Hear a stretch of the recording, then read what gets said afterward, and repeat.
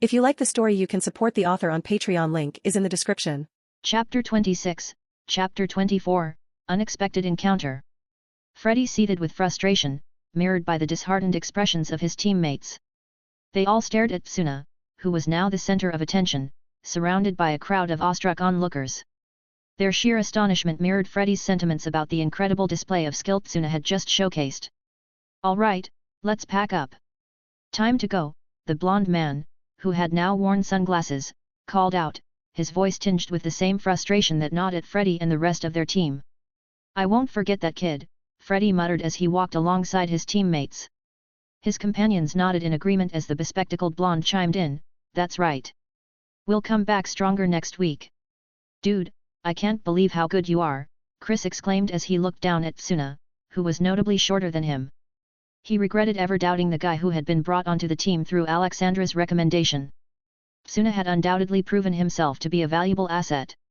Alexandra couldn't help but join in the jubilation, thoroughly thrilled that her team had triumphed on the court this week. Ben wore a sheepish grin as he extended his hand for a handshake. "My bad, man. I shouldn't have doubted you for a second." "No worries," Tsuna replied, returning the smile as he firmly shook Ben's hand. Tsuna spent a little more time with the team, engaging in casual conversation and getting to know his newfound friends. However, Alexandra seemed to have some prior commitment, and she was picked up by a friend from the WNBA right on the court. With Alexandra gone, Tsuna decided it was time to leave as well. He bid his farewells to everyone before departing alongside Sabas. During the car ride, Sabas's phone kept ringing persistently. Tsuna, who was gazing out of the car window, noticed this and turned to Sabas, suggesting, "You can pick up the call, Sabas." Tsuna continued, still looking out the window, "Sabas, you've been with me since I was a kid. You're like family. There's no need to be so formal around me." Touched by Tsuna's words, Sabas felt a sense of guilt and nodded in agreement. "I'm sorry for the inconvenience," Sabas replied, pulling out his phone and finally answering the persistent call he had rejected several times earlier. As the call connected, it was evident that something urgent was happening on the other end. However, Sabas, being the dedicated butler he was, explained that he couldn't leave his current duties to attend to the matter. "Family matters?" Tsuna asked, noticing the urgency in the conversation. He had always been curious about Sabas's family, but the butler rarely spoke about them. Whenever Tsuna asked, he received vague answers. Sabas replied. His tone remained stoic, as usual. "Yes, but it shouldn't be an issue for long." Tsuna, seemingly unfazed, glanced at his wristwatch to check the time. "Let's go visit your family. I don't have anything else to do right now anyway." Sabas fell silent. He understood that when his young master decided, it was final. "Are you sure, young master? Don't make me repeat myself." "Understood." Sabas could only sigh and acknowledge as he made a U-turn, heading opposite Kazama's mansion in LA. In only about 10-minute rides, the car pulled into a neighborhood filled with aging houses, their worn-out fronts hiding the stories they held within. The narrow streets were covered in graffiti, giving the area a gritty feel. Eventually, the car stopped in front of a surprisingly normal house. It blended in perfectly with its neighbors, complete with a white picket fence and a well-kept lawn that gave off an aura of suburban serenity. Tsuna couldn't help but remark, "Sabas, you're showing me a whole new side of you today." Considering how Sabas always positioned himself and exuded the aura of a seasoned fighter, Tsuna instantly recognized that Sabas was highly skilled in martial arts. He knew this fact long ago. And given how Sabas consistently concealed a firearm somewhere in his butler attire, it strongly suggested his proficiency with guns. Tsuna also knew this, and it seemed plausible that Sabas either hailed from a special forces background or had a similar upbringing in a tough neighborhood. "I apologize for exposing you to this, young master," Sabas said with a hint of surprise in his voice. The scene before them was unexpected, and it was clear that the situation on his family's side was dire, judging by the presence of these well-armed men. He felt a mixture of concern and anger. Sabas was particularly upset with himself for letting Tsuna, his young master, witness this unsavory side of gangsters despite Tsuna's tender age. Stepping out of the car, Sabas was greeted by a man with dark golden hair and emerald green eyes. He appeared to be around the same age as Tsuna's father. The two of them began discussing the situation, and the man couldn't help but cast a curious glance at Tsuna, who remained seated in the car. He asked Sabas about Tsuna's identity. Sabas responded calmly, "He's my young master." "From the Kazama? Is he the youngest?" The man sought confirmation. Sabas nodded affirmatively, signaling that Tsuna was indeed the youngest member of the Kazama family. "Why don't you ask for help?" "No, that's not going to happen." The man proposed a favor, but Sabas swiftly declined, not showing any hesitation. This refusal furrowed the man's brow. "You didn't even think about it. You do know they could easily resolve our problems, right?" The man's frustration was evident. "I'm aware," Sabas replied, his tone resolute. The man's frown deepened. "Then why?"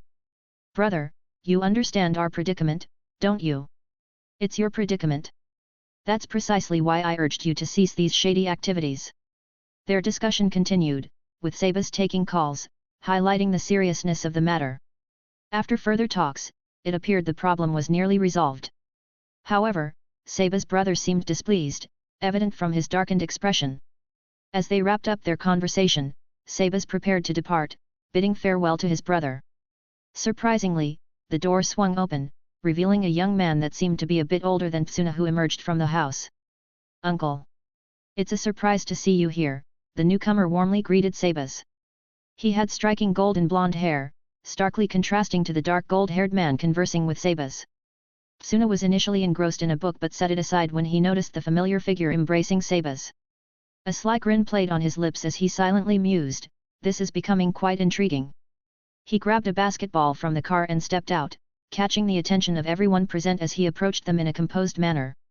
Chapter 27, Chapter 25, Nash Gold Jr. "Are you finished with your business?" Tsuna inquired as he caught up to the group.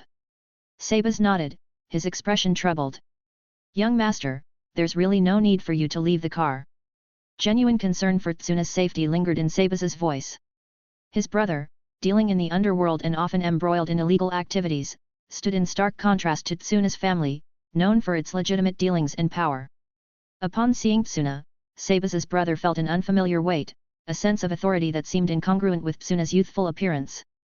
He was younger than his own son, yet he emitted an aura of command that was hard to ignore.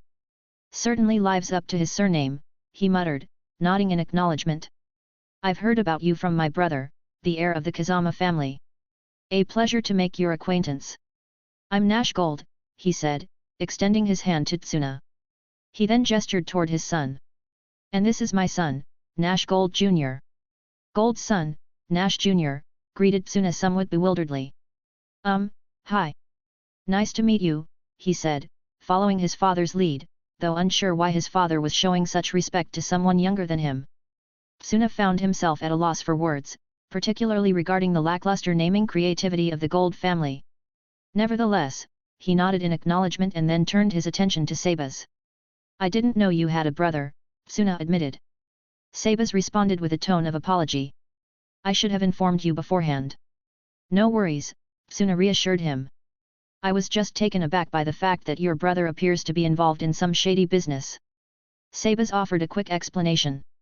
"He's adopted." This revelation silenced Tsuna briefly as he considered Sabas's calm demeanor in light of this new information. When he finally looked back at Gold, he couldn't help but notice the stark differences between Sabas and his adoptive brother. Tsuna spoke again, "I see." Tsuna shifted the conversation.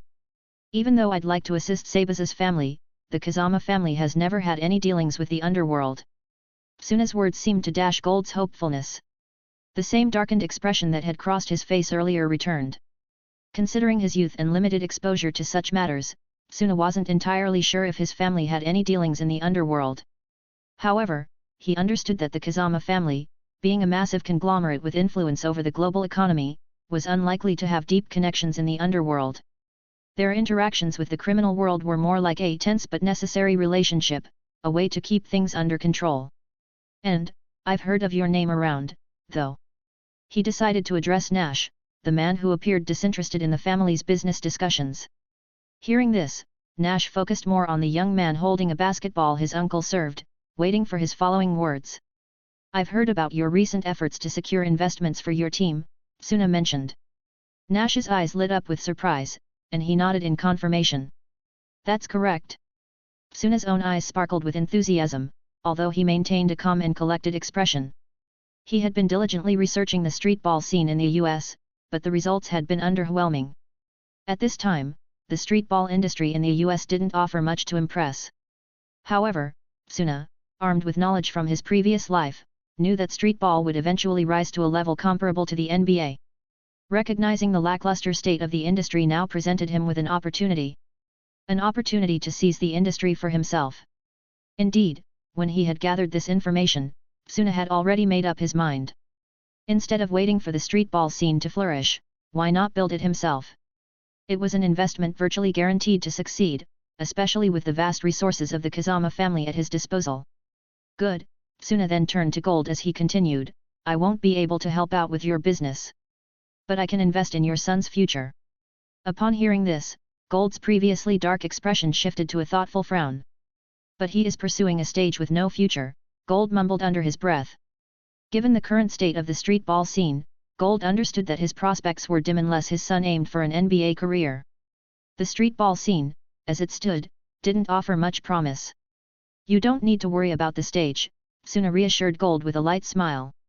It was about to bloom, Tsuna continued confidently, even if it won't, I shall make it bloom myself. Nash burst into hearty laughter.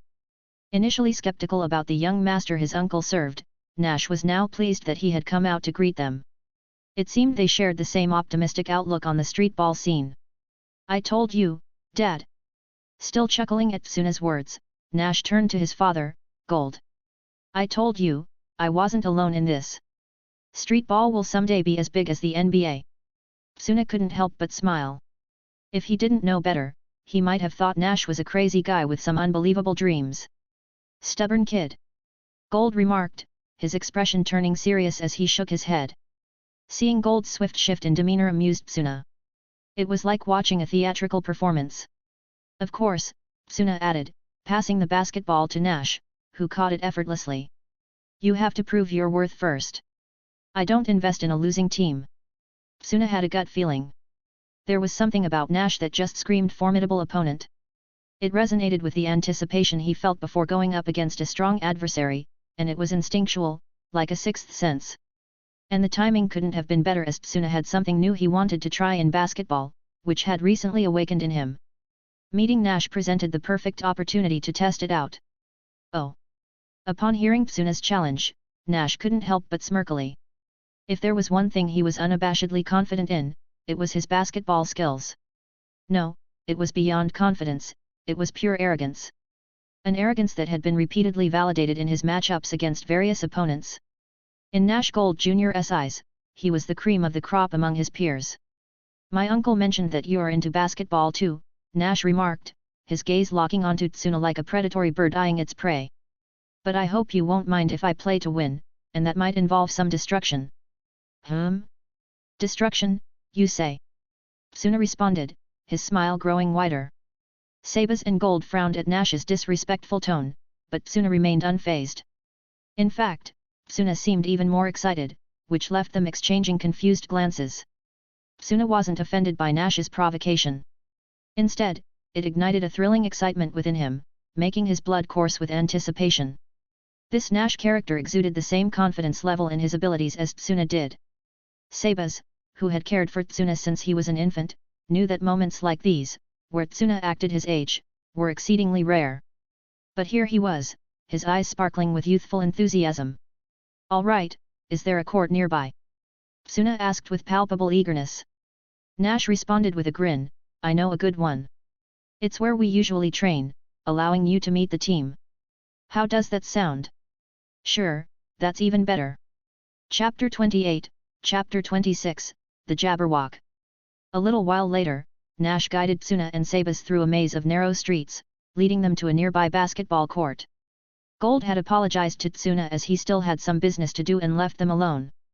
The court appeared quite worn down, showing clear signs of neglect. Cracks snaked across the once smooth surface, and weeds had taken over concrete patches. The rusty chain-link fence surrounding it leaned at precarious angles. The wooden backboards bore witness to numerous makeshift repairs, and the basketball hoops themselves seemed like they'd endured countless slam dunks over the years. At first glance, it might have seemed like an unusual choice of location, given its shabby state. But Nash had a mischievous glint in his eyes. His anticipation was evident. "This is where we trained," Nash chuckled, noticing Tsuna's nonchalant demeanor. He continued, "I know it doesn't look like much. But this place is where it all started, and it holds countless memories that have shaped our team, the Jabberwock." Amidst the conversation, the sounds of basketballs bouncing and sneakers squeaking on the concrete court became more pronounced. A group of teenagers, roughly the same age as Nash, had their own 2v2 match in full swing. Their movements flowed smoothly, and the faded court lines seemed to regain their vibrancy under the rhythmic beat of their sneakers. "These are the friends I grew up with," Nash explained, gesturing toward the ongoing exciting game as he continued, "We spent countless hours here, playing ball and honing our skills on this court. Come on, Alan, do better." "Shut up, Nick." They observed the action as one of the players, Alan, responded to Nick's taunts with a spectacular crossover dribble, leaving Nick bewildered before nailing a three-point shot. The rest of the group exploded in cheers and exchanged enthusiastic high-fives. Jason. Take a look." Zach, a tall, stern-faced guy with a shaved head, gestured to Jason Silver, who stood beside him. Jason, also tall with silver hair, turned his gaze to see what was causing the commotion. Looks like we've got a visitor." Everyone came to a halt and shifted their attention to the entrance. Nash, their captain, had brought an Asian guest along with him. Silver was known for his sharp tongue, but the presence of this imposing Asian and his butler companion rendered him speechless.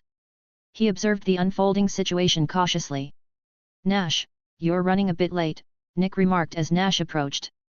Alan, still catching his breath, regarded Tsuna with a puzzled expression. The newcomer, with his confident demeanor and a butler at his side, was far from the usual sights in their neighborhood. "Hey, guys, gather around. We've got potential investors here." Nash, having halted the ongoing game, addressed his team with enthusiasm. He introduced Tsuna, revealing his background and connection to Sabas, who served the Kazama family. The revelation left the team utterly stunned. "No way. I knew Nash was out there fishing, but landing a big one like this." Zach whispered to Silver, who was nodding in agreement, clearly impressed. "But, here's the kicker. Our young master here says he won't invest in a losing team. So, he wants to show you guys play and test my skills in a one-on-one match personally. Right, young master?" Silver, who had maintained a serious demeanor, suddenly burst into laughter. The rest of the team couldn't help but join in, finding the situation hilariously unexpected. Their laughter echoed through the court as if they'd just heard the most amusing joke. Sabas couldn't hide his displeasure as he observed the scene. On the other hand, Tsuna appeared unfazed and even seemed to relish the situation, a sly smile curling on his lips. "Damn, if we blow this investment, I'm personally choking each one of you." Nash grumbled under his breath.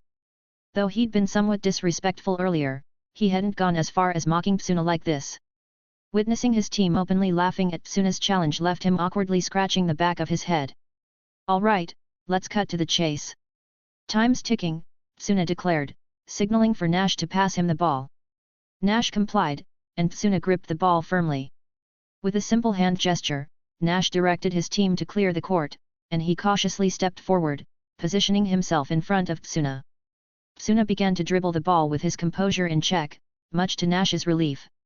"All right, let's do this," Tsuna said, dribbling the basketball confidently in Nash's direction.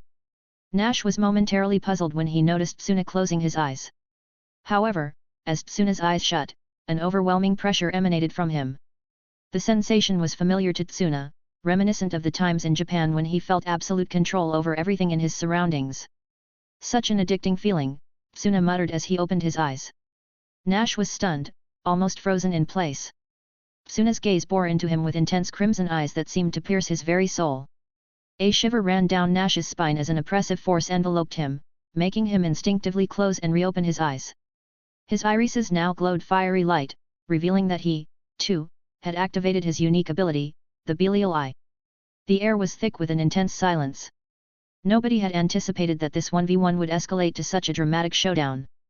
A cocktail of shock, surprise, and sheer astonishment painted the expressions of everyone present as they watched the unfolding spectacle. Even Sabas, who had been Tsuna's unwavering guardian since childhood, couldn't help but be taken aback. This was an entirely new facet of his young master that he had never witnessed before.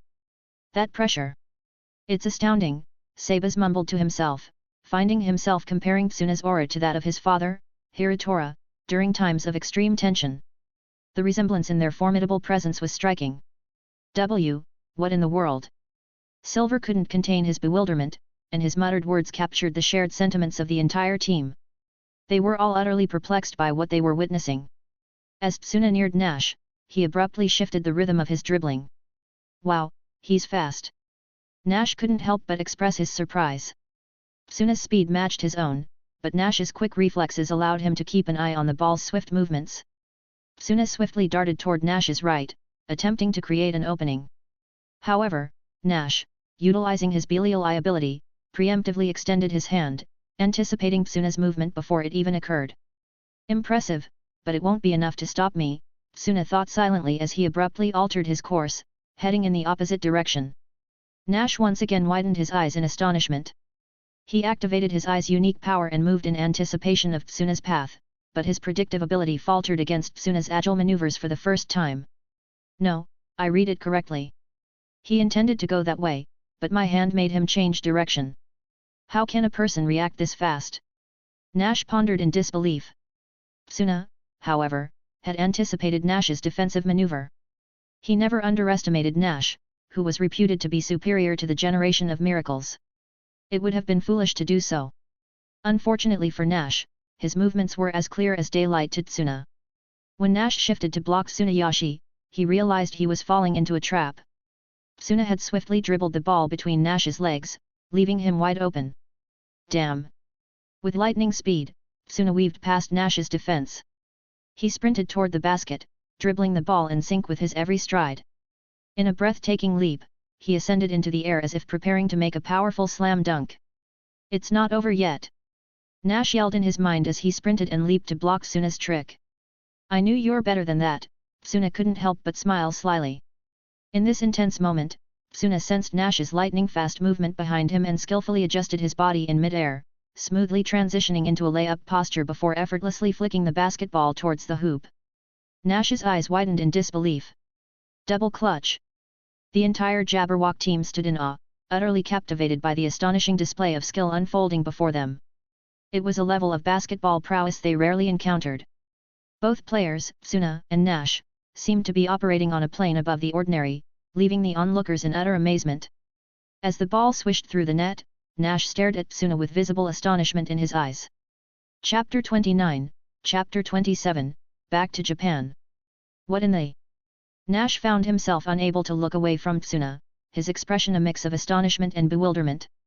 He was still trying to process the incredible display of basketball skill he had just witnessed. Tsuna, who had momentarily closed his eyes, opened them with a hint of wistfulness.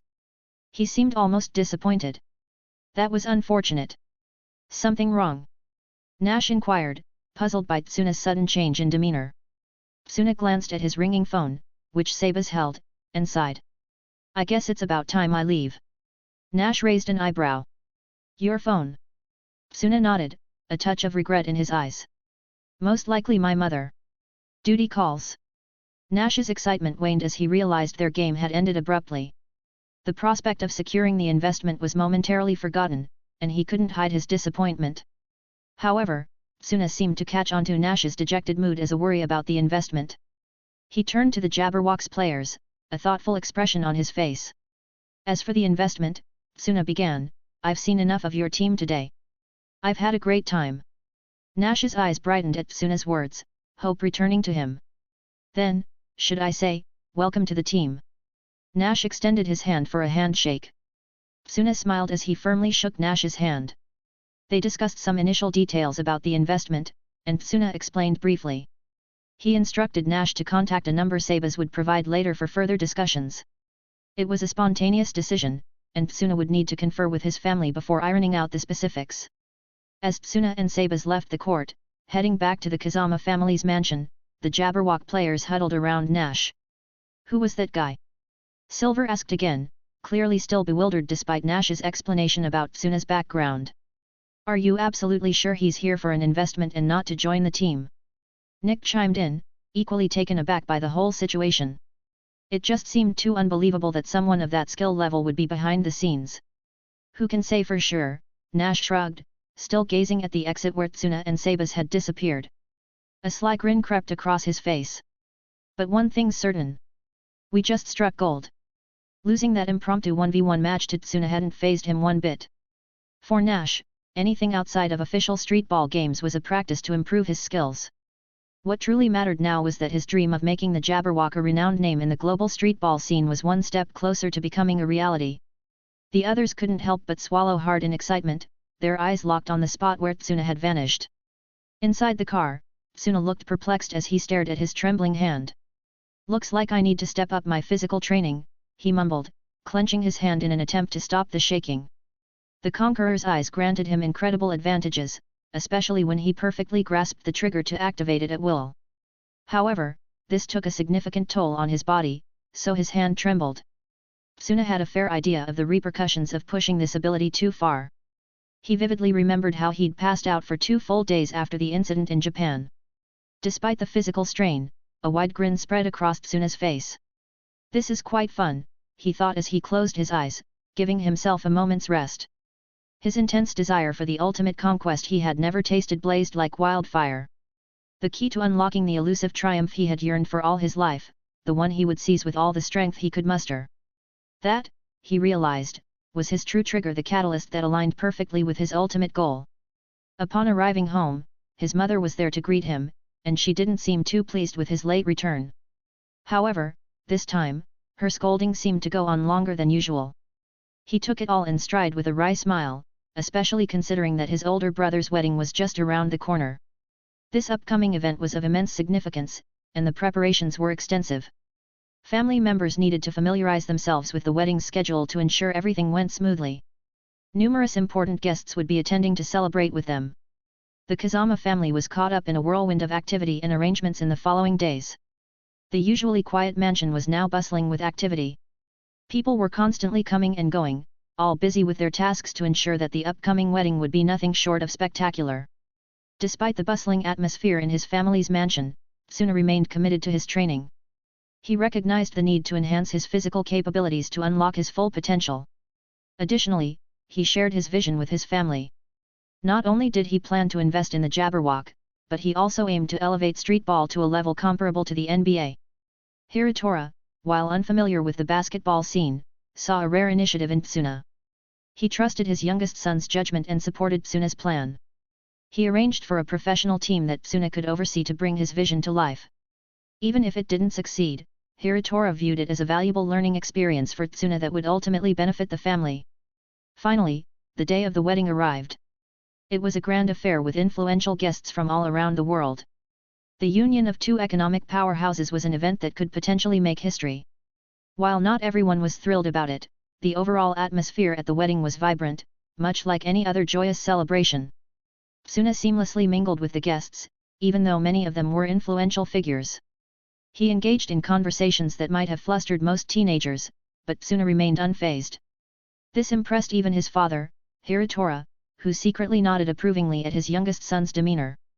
While there were numerous cameras at the wedding, they were for private documentation rather than public broadcast.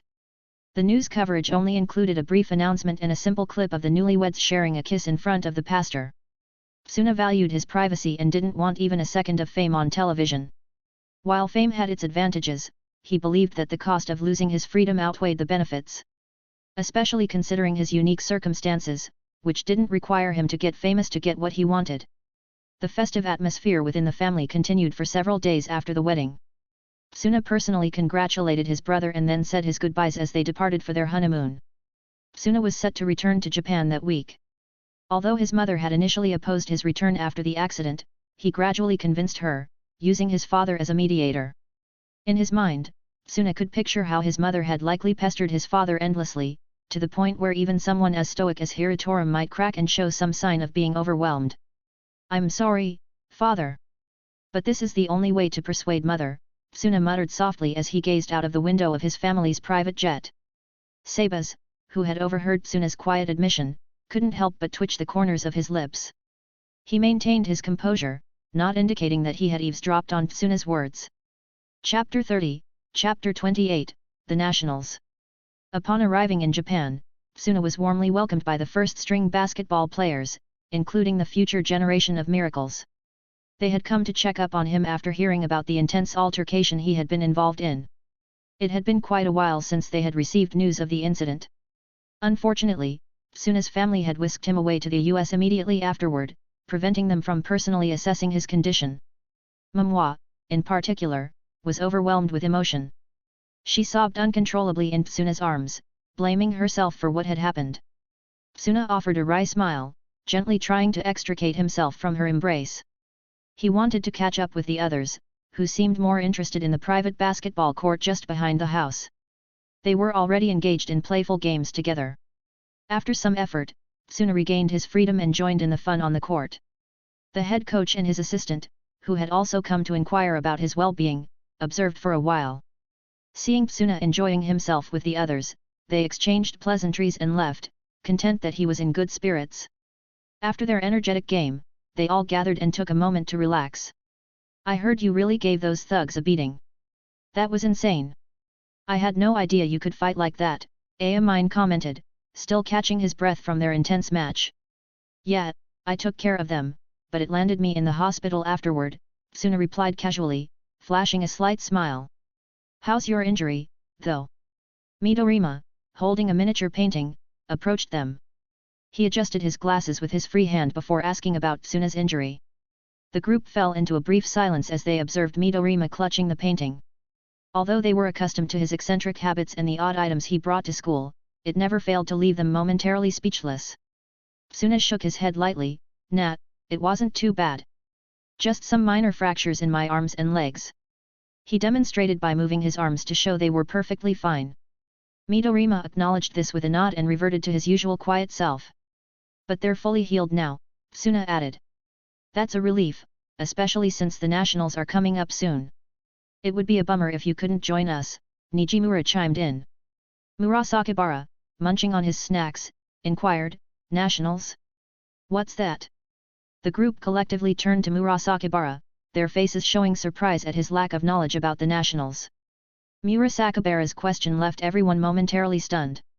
The nationals were a big deal in Japanese high school and middle school basketball, and it was unusual for someone involved in the sport not to know about them. "Hee. Let me fill you in." Mamoa, excited and in stark contrast to her previous mood, raised her hand enthusiastically. She cleared her throat, pleased to have everyone's attention. The Nationals, also known as the National Sports Meet, is a prestigious high school and middle school basketball tournament in Japan. It brings together the winners of the inter-high from each prefecture for an all-star competition. The team that emerges victorious from this tournament can proudly claim to be the best in the entire country. "Last time, we were the second best team, but this year, we're among the top 5 favorites to win it," Mamoa exclaimed. Tsuna's face brightened with a smile as he eagerly looked forward to competing in the upcoming tournament. As the conversation flowed, time passed swiftly. Before they knew it, it was already noon. Feeling that they had occupied Tsuna's time long enough, they decided it was time to take their leave. Tsuna courteously escorted them to the door, engaging in light conversation as they prepared to depart. "Tsunayashi, there's something you might not have heard about yet. We've got a new player in the first string," Akashi informed Tsuna, turning to share the news. Tsuna's curiosity piqued, and he raised an eyebrow as he inquired, "Really? I hadn't heard about that until now. How's the newcomer? Is he skilled?" Akashi took a moment to gather his thoughts before responding, "Well, I'd say he has a pretty solid foundation." Nijimura, however, seemed slightly annoyed as he added, "Yeah, he's not half bad. But the trouble is, he's got a knack for causing problems." Amine chuckled heartily at this revelation and couldn't resist commenting, "Haha, yeah. I've noticed that, too. If it weren't for Captain dragging him onto the court, he'd probably spend all his time at the arcade." Nijimura sighed deeply, looking somewhat exasperated. "Honestly, if I didn't drag that guy out of there, he'd just skip training altogether." Tsuna chuckled at the image that formed in his mind. It seemed like the new addition had quite the personality, and he was eager to meet this intriguing troublemaker for himself. He was genuinely interested in this individual who had managed to rile up Nijimura. "He does sound like quite the troublemaker." Nijimura offered a bit more insight, "His name is Shogo Haizaki. You'll get to meet him soon." Usually, I'd caution people to be careful around him, but... He glanced Tsuna up and down, recognizing the aura of someone not to be trifled with. I highly doubt he'd want to pick a fight with you. Amin grinned, it would be something to see him get completely schooled, though. I hope he's bold enough to challenge Tsuna. The comment elicited laughter from the group. Even Midorima and Murasakibara, who were typically more reserved, cracked a smile. After their conversation, they parted ways. Tsuna offered to give them a ride since Sabas was at home and ready to drive them, but they declined, choosing to walk home instead. Tsuna accepted their decision without argument, knowing it would be futile to convince them otherwise. As the rest of the group departed, Tsuna headed back inside his house for a shower. Meanwhile, Akashi sat in the car, gazing out the window with a noticeable frown on his face. Even though the others might not have picked up on it, Akashi's acute ability to read people made it impossible for him to ignore the significant transformation in Tsuna since their last training session. He was genuinely astonished by Tsuna's improvement. Considering that Tsuna had suffered fractures and likely couldn't train for a whole month, the level of progress he'd made in such a short time was nothing short of astounding. But what puzzled and unsettled Akashi even more was the sensation he experienced when he faced Tsuna. It was as if something within him was struggling to break free and challenge whatever it was that resided within Tsuna. It left him deeply uneasy. Who are you really, Tsunayashi Kazama? Akashi muttered to himself, his hand clenching involuntarily over the complex emotions stirring within him. Chapter 31, Chapter 29, First Game in the Nationals. The next day, Tsuna returned to school as usual. The classes were uneventful, just like any other day. Currently, he stood in line alongside the other first-string players, gathered for a briefing about their upcoming opponents in the Nationals. Assistant coach Sanada, a serious-looking man, took the floor. Our first rivals are Shoto Junior High. They are known for their solid defense. 3 of their players pose a real threat to us. The rest. He paused momentarily, then continued, well, they're not in the same league, but don't underestimate them. Here's a breakdown of each player, compiled by Memoir. He motioned toward Memoir, who stood nearby with a stack of papers in her hands, a pleasant smile on her face. Here's the data, Tsuna, she said, offering him one of the sheets. Tsuna schemed through the information Memoir had meticulously gathered. It included everything from their names, hobbies, and past experiences to their stats. Looking at the paper in his hand, he couldn't help but feel that he should be cautious of Memoir if they ever faced off as an opponent. While gathering information on their opponents made sense, what caught his attention was that Memoir had also included their weaknesses at the end of each player's profile. She's really good at analyzing information and pinpointing their weaknesses. Impressive, Tsuna thought to himself, casting a sidelong glance at Memoir, who had returned to her spot behind assistant coach Sanada. She was beaming with satisfaction. But, you know, it might be more interesting this way.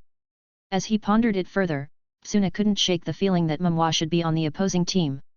That would make for an exciting match, he mused, a wide grin spreading across his face. Midorima, who stood beside Tsuna, suddenly felt a chill run down his spine as he glanced at Tsuna's grinning face. He couldn't help but silently wonder, what's with this guy? Tsuna's unusual behavior had Midorima puzzled. This wasn't typical of Tsuna, and it had started after his return from the United States. He's clearly excited about something. I wonder what's got the Kazama heir so worked up, Midorima thought silently. He held a small pot of cactus in one hand and adjusted his glasses with the other. Nah, I don't need this. Here, you can take it back. However, their musings were interrupted by Amin, who handed the information papers back to Memoir. Why? Wouldn't it be more convenient to know your enemy first, Deki? Memoir began, her voice trailing off. It'd be way too boring that way. I'd rather have some surprises when I face them later. Makes for a stronger challenge, Amin explained, grinning widely. Memoir couldn't hide her frustration as she reluctantly took the papers back from Amin. Humph. Don't blame me if you lose later. You don't need to worry about that. Amin just chuckled, his grin growing even wider. Assistant coach Sanada cleared his throat, drawing everyone's attention. All right, thank you for your hard work, Memoir. Now, let's prepare for some light training for tomorrow's match. Akashi, who held Memoir's papers, suddenly asked, Assistant coach Sanada, could you please share the starting lineup with us? This question immediately turned every first-string player's focus onto assistant coach Sanada. Even Tsuna, who was usually composed, was looking forward to knowing who would be starting in tomorrow's game. Of course, it's good to be prepared, assistant coach Sanada replied, pausing for a moment before continuing. Tomorrow, we'll have Murasakibara as the center, Akashi as the point guard, Nijimura as the power forward, Sekigakai as the small forward, and finally, Kubota as the shooting guard. This announcement caused a stir of surprise among the players. Shouldn't the first-year players be the best choice for the starting lineup? Tsuna nodded in response to the lineup announcement, his expression calm. It's a tactical move, not entirely unexpected. Tsuna understood the game plan of the head coach and his assistant. They were keeping their best players in reserve, planning to surprise their opponents later in the tournament. He glanced at assistant coach Sanada and saw a shrewd strategist behind his calm demeanor. However, all these tactics will become irrelevant when they face absolute power, Tsuna thought as he observed the other first-year players in line. The future generation of miracles hadn't reached their full potential yet, and Tsuna knew he hadn't either. Still, despite being relatively new to the game, they were already better than some of Tiako's regulars, who had secured second place in the previous tournament. It's only natural for us to win the nationals this year, Tsuna thought. Tsuna was determined to win the nationals in his 1 year back in Japan, a promise he made to himself before returning to the US next year. It was a goal he had longed for as he never had any of these fancy trophies in his previous life, and now it seemed within reach. Conquering the nationals was necessary for him, but knowing there was a better stage for him to satisfy his desire to be the best of the best, the choice was obvious. His focus shifted from middle school tournaments to Jabberwock and street ball, where the game's intensity made victory all the more satisfying. Tsuna knew that, despite the Jabberwock's fame in the future, they were just one of the best, and there were more talented teams waiting on the stage he was about to create. This thought made his chest pumping with excitement. Still, he would definitely return to Japan in the future as he knew that some exciting games revolved around Japan because of the plot armor of the protagonist of this world. Back to the court, Midorima, however, appeared less than pleased with the decision. Akin, ever outspoken, voiced his discontent. Are you kidding? I want to play in the tournament. His complaint fell mostly on deaf ears, but he turned to Tsuna, asking, don't you want to play too? Tsuna shook his head lightly, offering a measured response. I'm certainly eager to participate. However, I'll trust the assistant coach's arrangement. Akin didn't stop complaining after Tsuna's response. Instead of engaging further, Tsuna decided to scan the area, curious about the new player the others had mentioned the day before. I heard we have a new addition to the team. But I don't see anyone new here. Where is the new guy? Mamwa, holding the list of players who had arrived at the training facility, replied, oh, it looks like Hizaki skipped training today. I see. Tsuna nodded, understanding the situation, as he also noticed Nijimura looking rather furious. And it started to make sense why. Chapter 32, Chapter 30, winning the first game in the group stage. The following day, Tsuna and the other first-string players assembled for a quick meeting regarding their upcoming game and an overview of the nationals. There were also discussions about the opening ceremony and various welcoming performances. Following the briefing, they headed to Yoyogi National Gymnasium, the competition's opening ceremony venue. This ceremony held special significance, marking the start of the tournament, and was attended by all participating schools. Once the ceremony concluded, most teams departed from the gymnasium. The group stage games were not all held in the exact location, so teams needed to travel to their respective venues. Luckily, their first match occurred in the same venue, which was quite convenient for them. In the locker room assigned to their team, assistant coach Sanada gave them a final overview of their game plan before heading to the court. The match unfolded smoothly according to their strategy. Armed with a deep understanding of their opponent's strengths and weaknesses, Tiako High secured a straightforward victory against Shoto High. Despite Shoto High's tenacity through the first 3 quarters, they ultimately couldn't withstand Tiako's prowess and ended up losing the game. Man, their star player was seriously impressive. I wish I could have been on the court against him. Akin grumbled aloud. Can you please stop complaining for once? You've been whining non-stop. It's getting on my nerves. Midorima, growing visibly irritated, finally snapped. He would usually tolerate Akin's complaints, but today, he'd reached his limit. Midorima's right, Daiki. Give it a rest. You will have your chance later in the next game, Mamwa chimed in, her tone filled with exasperation. Akin, seemingly undeterred, suddenly perked up. Wait, did you say we're playing in the next game? Woohoo! That's awesome! Mamwa and Midorima exchanged incredulous glances as Akin continued to express his excitement. Akin's chatter continued, much to the amusement of some and the annoyance of others. Tsuna couldn't suppress a smile, and even Akashi, sitting nearby, gave a subtle shake of his head while allowing a small grin. In contrast, Murasakibara seemed entirely lost in his snacks, his mind far away.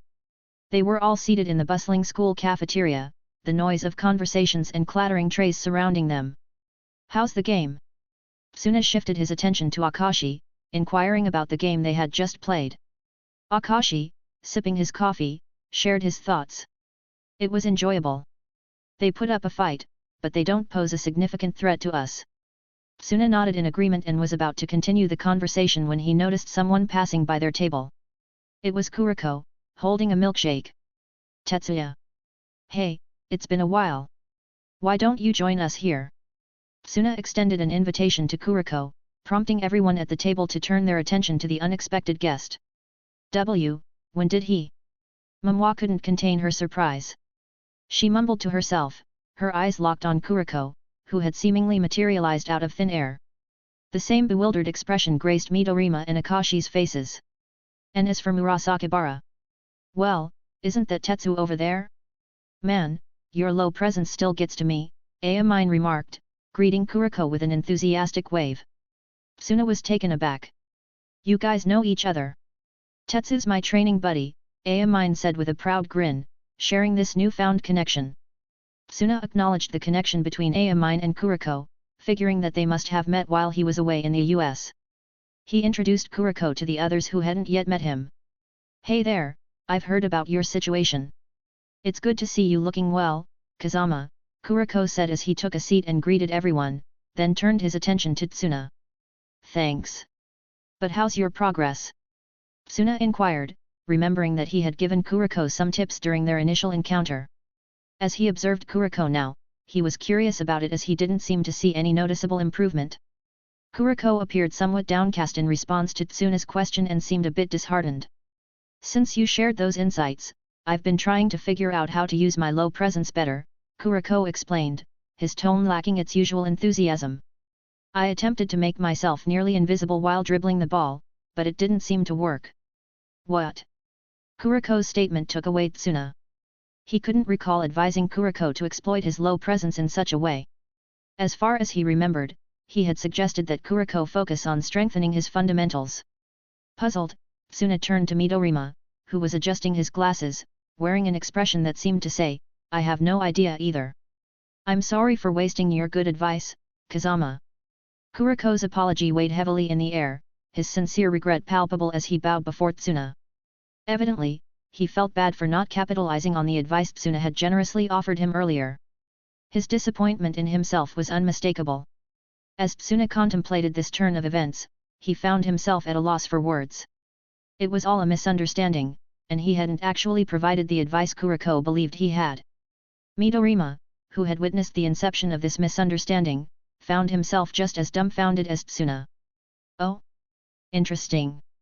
However, Akashi appeared quite intrigued by Kuroko's unique situation. He regarded the dejected Kuroko with a thoughtful expression, recalling a particular book on magic tricks he had read in the past. I believe I can offer some assistance, Kuroko, Akashi smiled.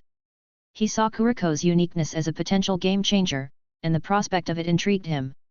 They continued their conversation, delving into Akashi's plan to assist Kuroko and touching on their upcoming opponent, Nambara High.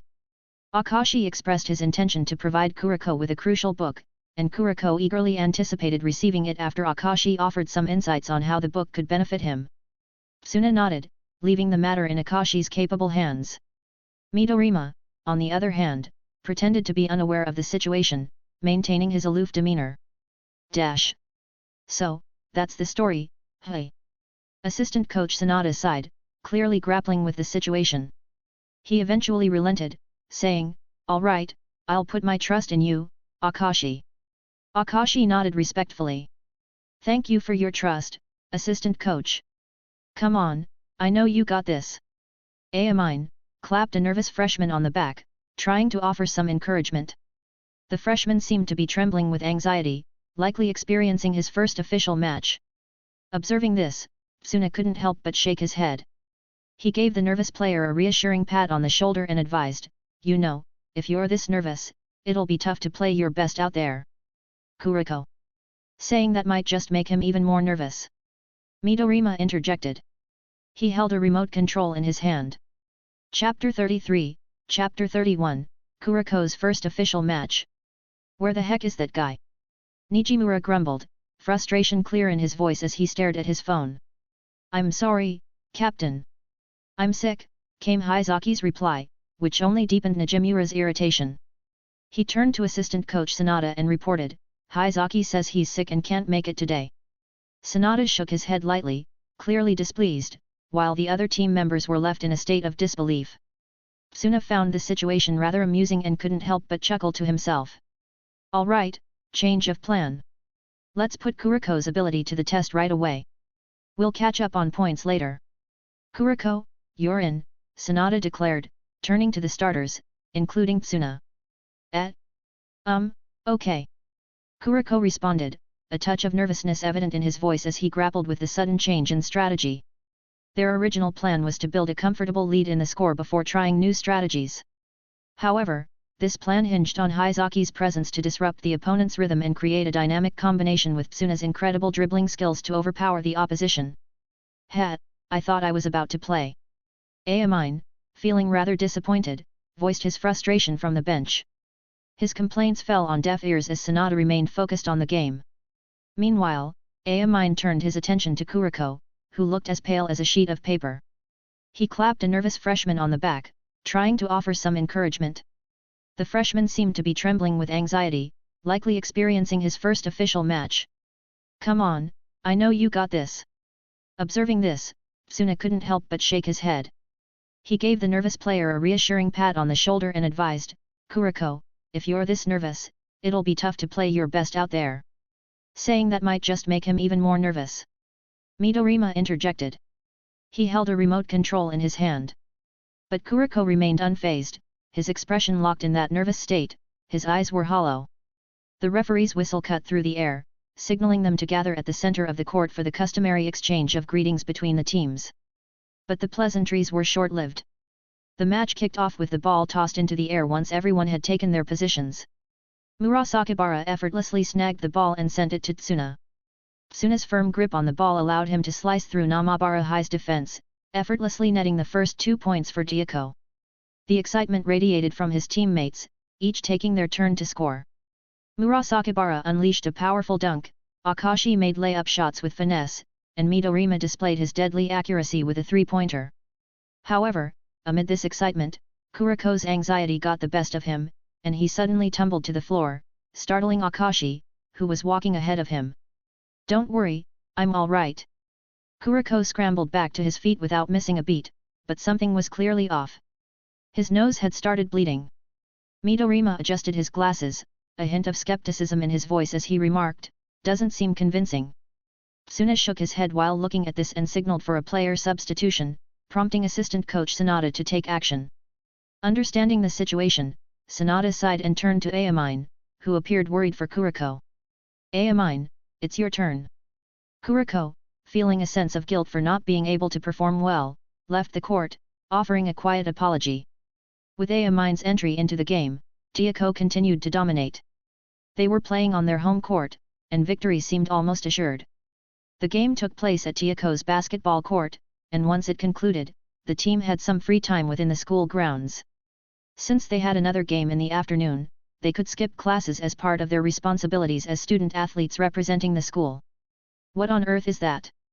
Tsuna stared at the bento box in Akin's hand with sheer disbelief. Murasakibara, seated beside him, wore an equally shocked expression. Akashi and Midorima, not far away, shared the same sentiment. Meanwhile, Kuroko appeared to be still dwelling on the previous game, his gaze distant and unfocused. Akin, holding the mysterious bento, answered, "It's from Mamwa. She might be a shaman. I heard those people still exist in Japan. This bento feels like a terrifying curse." Tsuna couldn't help but think that Momoa might be a shaman with such an otherworldly creation. With that, Amin sighed and decided to make a hasty trip to the convenience store. As Amin left, Murasakibara noticed something amiss. He picked up an abandoned wallet on the bench nearby. Wait, isn't this Amin's wallet? Murasakibara observed, holding the wallet in his large hand. Kuroko, who had been lost in thought, snapped back to attention. He agreed to return it and gestured for Murasakibara to toss it over. Murasakibara, however, threw it rather suddenly, catching Kuroko off guard.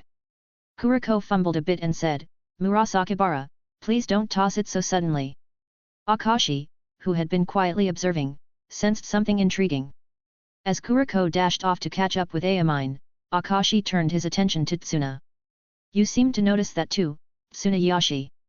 Tsuna nodded, acknowledging Akashi's comment. "Hey?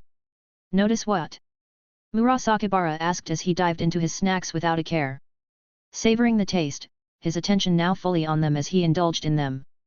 Completely forget about the issue of Kuroko's play.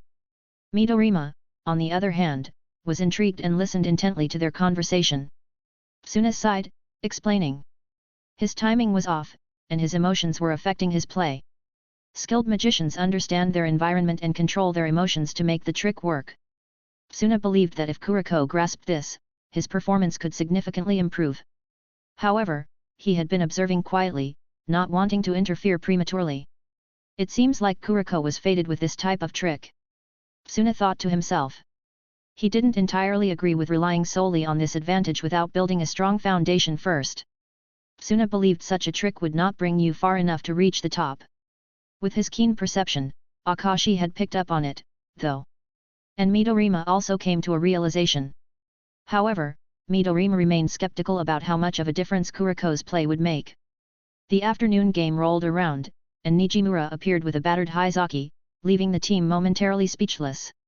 Unfazed by Haizaki's condition, assistant coach Sanada briefed the team on the game plan, which remained largely unchanged from the previous match. Despite Kuroko's lackluster performance earlier, Sanada seemed willing to give him another chance, slotting him into the lineup for the second half. This time, Kuroko displayed better control over his emotions, earning a small smile from Akashi. It was apparent that Akashi conversed with Kuroko, guiding him in improving his play. With Kuroko now seamlessly syncing with the first string's fast-paced rhythm, his unpredictable passes significantly bolstered their scoring potential. Observing this, Tsuna couldn't deny the value of such a skill for the team. Unpredictable, hey? That sounds quite interesting. He pondered the possibilities, a mischievous grin forming on his lips as he contemplated how this newfound unpredictability might be leveraged for his plans. Chapter 34, Chapter 32, Conquering the Group Stage. Tiokohai performed impressively in the group stage, winning match after match. While the games were not exactly a walk in the park, they weren't overly challenging either. However, just when things started to feel a bit boring, Tsuna received a paper filled with information about their upcoming opponent, Hibiyo-hai. Shoichi Imiyoshi and Makoto Hanamiya, hey. Tsuna mused quietly as he reviewed the details provided by Momoa. A small smile crept onto his face. Tsuna sensed that the next match would be their toughest yet, and that anticipation excited him. Makoto Hanamiya, the future coach and captain of Kirisaki Daiichi High, stood out. As far as he remembered, he had a reputation for using unsportsmanlike tactics and was responsible for Kiyoshi's knee injury in the canon. In simple terms, he was sly and crafty. To make matters more challenging, Hanamiya was one of the future uncrowned kings. The uncrowned kings referred to a group of 5 players who were almost as talented as the Generation of Miracles. If circumstances had been different, they might have been hailed as miracles themselves. Unfortunately, their skills were somewhat eclipsed by the collective prowess of Tiokohai's star-studded lineup. It wasn't their fault, just a twist of fate. Their affiliation with different teams set them apart from the Generation of Miracles. Shoichi Imiyoshi, for instance, served as the third-year point guard and captain for 2. He was a pretty skilled player, often considered at the national level. But beyond that, he was known for his sharp intellect and cunning on the court. Tsuna pondered about the kind of combination their next opponents had formed. The air in the room was thick with anticipation. Assistant coach Sanada's voice resonated, breaking the silence. He acknowledged that their upcoming opponent, Hibiyo-hai, was formidable. While they had faced and triumphed over them before, it had been an exhausting physical and mental match. Tsunade paused, deep in thought. Then, he dropped a surprising piece of news. It would be much easier if the first years could join this match. Unfortunately, they won't be able to participate due to a prior commitment on that day. What? Why not? Amine's reaction was immediate and loud. He couldn't believe what he had just heard. Akashi's expression furrowed as he explained, well, Tsuko has a tradition of visiting Mount Fuji. It's somewhat like a school trip, but unique. Amine, clearly caught off guard, blurted out, why didn't anyone tell me about this? Kuroko, usually in the know about such matters, appeared equally bewildered. Meanwhile, Momoa shot Amine a glare, her expression deadpan. As for Murasakibara, typically carefree, muttered, oh. Midorima, holding a roll of toilet paper, inquired while adjusting his glasses, can't we skip it and just join the match? Midorima, knowing he was slated to be a starter in the group stage, was eager to play in their first playoff. Assistant coach Tsunade's voice held a tone of regret as he delivered the unfortunate news. I'm afraid there's no way around it. It's a school rule. Even if you're part of the team competing in a tournament, you must participate in this event. Why don't we simply skip it this year and do it next year instead? Kuroko brought up a suggestion. Amine, ever quick to find an easier way, chimed in enthusiastically. Yeah, why not? We could totally do that. But assistant coach Tsunade shook his head in response. I'm afraid that's not an option. Our head coach made it clear. Besides, the tournament has a set schedule each year, just like our tradition of visiting Mt Fuji. What should we do next year? Skip again? Eventually, we'd have to participate in the tradition one way or another. Tsuna couldn't help but shake his head slightly. He appreciated Japanese traditions, but sometimes they could be a bit inflexible, causing inconveniences like this. Nijimura, stepping into his role as captain, decided to lighten the mood and boost morale. He confidently declared, indeed, even with this event, if we've defeated them before, we can certainly do it again. And with Momoa's insights, our chances of winning will only improve. Seems like there's no way around it, hey. Akashi expressed his disappointment, his voice tinged with regret at missing out on facing their toughest opponent yet. Repeating it next year. Tsuna murmured to himself. A glint flashed in his eyes as he thought of something. Assistant coach Tsunade broke the moment with a clap of his hands, rallying their spirits. All right, let's begin our training for today. He gave Nijimura some training instructions before taking his leave, likely to attend to other responsibilities. During their training, the group had given up on finding a way to play their next game, accepting the school's tradition. Amine continued his complaints throughout the session, a familiar annoyance to everyone that led to the usual banter. After the training concluded, Amine challenged Tsuna to their customary 1v1 match, which Tsuna won as usual. Saying their goodbyes, Tsuna headed home as Sabas had informed him of his arrival at the school gate to pick him up. The day for Tsuko's tradition of visiting Mount Fuji arrived. Amine reluctantly climbed aboard the school's chartered bus for the trip. As the Tsuko basketball team members settled in, they paid Amine no mind, accustomed to his grumbling. However, the other students on the bus cast curious glances his way. Midorima, holding a thick book in his bandaged hand, expressed his thoughts aloud, well, this is unfortunate. Sensing the potentially long journey ahead, Akashi suggested, why not pass the time with a game, Shintaro? Akashi pulled out a shogi board from his bag. Midorima adjusted his glasses as he saw the board, his competitive spirit evident as he replied, very well, let's do it. Momoa, doing her best to ignore Amine's complaints, suddenly noticed something amiss. Hey, guys? Did anyone see Tsuna? I haven't spotted him on the bus. Midorima, deep in thought, replied, now that you mention it, I didn't see Tsuna in class either.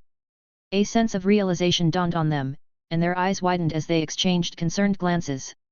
It seemed they were all thinking the same thing about Tsuna's whereabouts. Amine mumbled absent-mindedly, Nat, it can't be, right. Chapter 35, Chapter 33, Tsuko High vs Hibiya High. The Tsuko High basketball team had gathered in front of the Yoyogi Gymnasium, their faces etched with determination as they prepared to face their first playoff opponent. Assistant coach Tsunade, accompanying them, couldn't hide his regret. He knew having their freshman prodigies present would make this match more manageable. His deep sigh spoke volumes. Nijimura, the captain, tried to uplift the team's spirits. Don't worry, Coach Sanada. We'll win this match for them. Sanada, still visibly perturbed, responded slowly. If you looked closely, you could see the corner of his mouth twitching nervously. I know you're all determined to win, but... He trailed off, his voice uncertain as he addressed someone who had just arrived. Tsunayoshi Kazama, what are you doing here? With a calm smile, Tsuna replied, I'm here to win, of course. The first string players couldn't hide their surprise. Their dumbfounded expressions now focused on Tsuna. Do you even understand what you're doing? With assistant coach Sanada's comment, a realization dawned on everyone. Wasn't Tsuna supposed to be on the trip to Mount Fuji with the other first-year students? Sekigakai, a fellow freshman, couldn't hold back his confusion. Shouldn't you be going to Mount Fuji with the others, like the rest of the freshmen? He had a point. Why was Tsuna here? Tsuna replied calmly as he moved toward the gymnasium entrance, leaving the others speechless. I decided to skip the trip. No worries though, I understand the consequences. He could sense their surprise, but it didn't faze him. Tsuna knew he had just 1 year in Japan before returning to the US, as he had promised. The penalty for participating in the trip next year didn't apply to him. Witnessing Tsuna's nonchalant entrance, everyone followed suit but remained somewhat bewildered. Once inside their designated changing room, assistant coach Sanada began to brief them on their plans. With Tsuna's unexpected presence, Sanada felt it would be a waste not to have him play in this match. However, Tsuna's arrival surprised them, leaving Sanada to massage his forehead tiredly. Now that Kazama is here, we should adjust our strategies accordingly, he said, acknowledging the need to incorporate Tsuna into their plans. Yet, recalling Tsuna's information, Sanada was reminded that Tsuna mainly played as their small forward, SF. This realization brought forth another headache as they had Sekigakai in, who was pretty solid. With a sigh, Sanada directed his question to the culprit. How would you like to play in this match? I'll take the point guard position this time. Nijimura can handle the power forward role. Tsuna's suggestion was met with agreement from Nijimura, who spoke up from behind. We need a reliable point guard, especially with Akashi absent, Nijimura added. Although his words sounded tough, the other first-string players were accustomed to this kind of blunt talk and didn't mind it. This was the Teiko High basketball team's way. The strong dominated the weak, plain and simple. Sanada, too, thought it was a good idea. He nodded in agreement. That makes sense. Kazama, you've got the role. Understood. With Tsuna's approval, Sanada stepped forward to continue their preparations. All right, everyone, we're up against a formidable opponent today. But don't worry, we've got this. To ensure we secure a smooth victory, I want us to start with a slower tempo. Their style of play is unique, so we need to acclimate ourselves to their rhythm and disrupt it. These were the instructions as the team finished suiting up in their jerseys. After scanning their faces, the coach said, however, if the opportunity arises to dominate them right from the start, take it. Is that understood? Sir, yes, sir. Came the resounding response from the team. After ensuring everyone was prepared, Sanada reminded everyone to heed Nijimura's calls during the game unless a timeout was requested. Tsuna, his excitement clearly showing, couldn't help but crack a smile as they stepped onto the court. The team exchanged greetings with their opponents before returning to their designated bench. Who? He's pretty solid. Makoto Hanamiya, the opposing team's captain, drew Tsuna's attention. He had a sturdy build, not what you'd expect from someone known for underhanded tactics. Tsuna observed this mischievous-looking player with a pale complexion and a somewhat arrogant smirk. Another player, with disheveled black hair and narrowed eyes, approached Hanamiya, appearing to give him instructions. Glancing at the player's number on his jersey, Tsuna muttered, "Number 4, Imyoji is the captain, hey? Intriguing." The prospect of facing two cunning players on the same team intrigued Tsuna, and he couldn't help but wear a confident smile. This match held a unique significance for Tsuna, marking the first time he would compete against well-known characters from the original storyline, adding to his anticipation. Sanada reiterated the game plan on the team bench to ensure everyone understood their roles. As they concluded the brief discussion, the referee summoned both teams to the court. Imyoshi, standing not too far from Nijimura, struck up a conversation in a polite Kansai accent. "Hey there, Nijimura.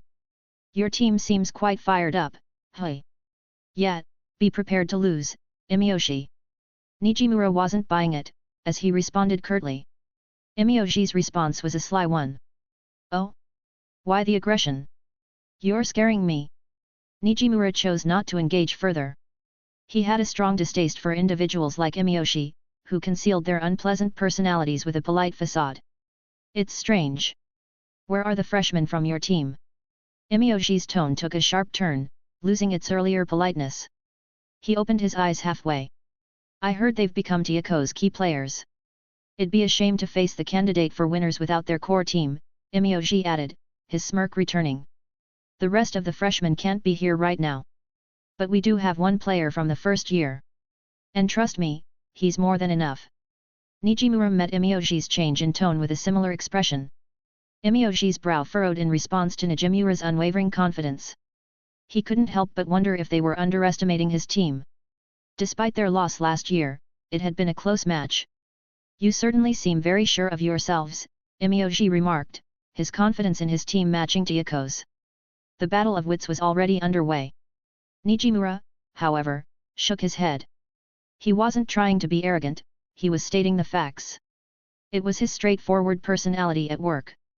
Considering Tsuna's incredible abilities, Nijimura genuinely believed that having Tsuna alone would be more than enough to handle whatever challenges they faced in today's match.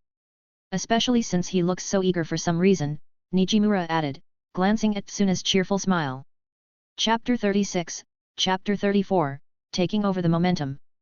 The referee's whistle marked the start of the game as the basketball was tossed into the air. Representing Tioko High, Kubota, their tallest player, took on the jump ball responsibility. Hibiya High, not surprisingly, had chosen their tallest player for this crucial moment. However, being a shooting guard, Kubota was well acquainted with jumping for the ball. His height and wingspan gave him an edge. With a swift and controlled effort, Kubota secured the ball, deftly pushing it towards Sekigakai. Sekigakai, with a confident grin, began to dribble down the court. Nijimura, Tsuna, and Kubota moved deliberately, seeking optimal positions. Yet, their opponents weren't about to let them advance unopposed. Each Tiyoko player found themselves closely marked by a Hibiya defender. Oh please, don't be too aggressive. We're a bit uncomfortable here. Imiyoshi, employing a deceptively polite tone, couldn't resist a taunt. He relentlessly trailed Nijimura, shadowing his every move to disrupt Tiyoko's smooth advance. On the bench, assistant coach Sanada wore a concerned expression. They're pressing us hard right from the start. This is troublesome. Sekigakai found himself under intense scrutiny, with Hanamiya right on his heels. Sekigakai attempted to pass the ball in a moment that seemed like an opportunity. However, just as it left his fingertips, he spotted a sly smirk on Hanamiya's face. Fu*K. It's a trap. Before he could react further, it was already too late. Tiyoko's players were in Hibiya's territory, now on the offensive. Yet, this was precisely what Hibiya High had orchestrated.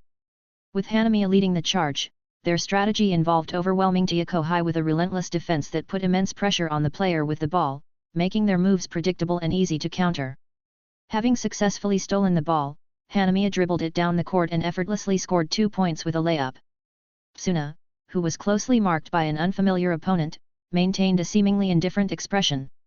But upon closer inspection, a subtle smirk graced his lips.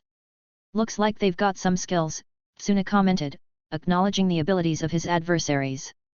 Initially, he had underestimated these unfamiliar players, considering them mere deadweight. However, it became evident that in this world, if a team had skilled players, their teammates were far from ordinary. The coordination among these players was impeccable, and their execution of strategies was flawless. Clearly, they had honed their teamwork over an extended period, making them formidable opponents in this gameplay style. In the first quarter, Tiyoko High scored some points, but Hibiya High maintained relentless pressure, largely thanks to Hanamiya's repeated steals. During this period, Tsuna noticed that Hanamiya wasn't solely targeting Sekigakai. He cunningly maneuvered between Sekigakai and Kubota, making it difficult for both players to maintain possession. Nijimura also grasped the situation's nuances. They're not just trying to steal the ball but conserving their stamina, too. These damn foxes! Even assistant coach Sanada, observing from the sidelines, couldn't help but nod in approval of Hibiya High's tactics. While somewhat surprising coming from Hibiya, considering the caliber of players they were facing, it wasn't entirely unexpected.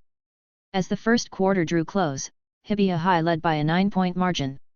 As they took a break on the bench to catch their breath, Sonata's gaze was fixed on the Hibiya High bench, and his brow furrowed in concentration. "It looks like they're keeping a few tricks up their sleeves," he remarked, rubbing his chin as he pondered aloud. Suddenly, an idea seemed to strike him, and he nodded vigorously before turning his attention to Tsuna. "Kazama, in the next quarter, we'll need you to step up and use some of your strength," he instructed. Tsuna acknowledged with a nod while taking a sip from his water bottle. "The rest of you, focus on offense this time but ensure the ball goes through Kazama." "Clear." Meanwhile, over at Hibiya High, their coach and Imyoji conversed. The coach asked, "Imyoji-kun, what's your take on them?" Imyoji scanned the Gyako High team and replied, "Well, it seems like they're just testing the waters in the first quarter." "I see. Let's maintain our current pace, then. If they change their strategy, you can guide our team accordingly." The coach gave Imyoji's shoulder an encouraging pat, trusting his ability to adapt. He briefed the team on their next moves until the referee's whistle signaled the return to the court. Imyoji's eyes couldn't help but wander toward Gyako High's freshman, Tsunayoshi Kazama, as they got back into position. Even though he maintained his usual cheerful smile, something was happening behind those eyes. He didn't really stand out in the first quarter, but he never made any mistakes, Imyoji thought, considering this freshman from Gyako. Hanamiya, however, seemed dismissive. "What can a freshman possibly do in a situation like this? We haven't even shown our hand." "I'd like to agree," Imyoji replied, narrowing his eyes, "but something about him sends chills down my spine." Back on Gyako's side, players were set, as were their opponents. When the referee checked if they were ready, they all nodded. Whistle. As planned, Nijimura passed the ball to Tsuna right from the start. They moved ahead, leaving Tsuna alone in the opponent's defensive area. Tsuna held the basketball, and a sly grin crept across his face. Imyoji, sensing something was up, widened his eyes and signaled to his teammates to switch their defensive marks, moving closer to Tsuna. As Tsuna dribbled the ball, even though he did it at a leisurely pace, Imyoji felt an immense pressure emanating from him, causing him to open his eyes wide in surprise. "Is this guy really a freshman?" Imyoji couldn't help but wonder. Without giving Imyoji a chance to set up a solid defense, Tsuna suddenly burst into action, shifting his pace. "It looks like he's about to have some fun," Nijimura, observing from Hibiya's defensive area, thought with a touch of sympathy for Imyoji.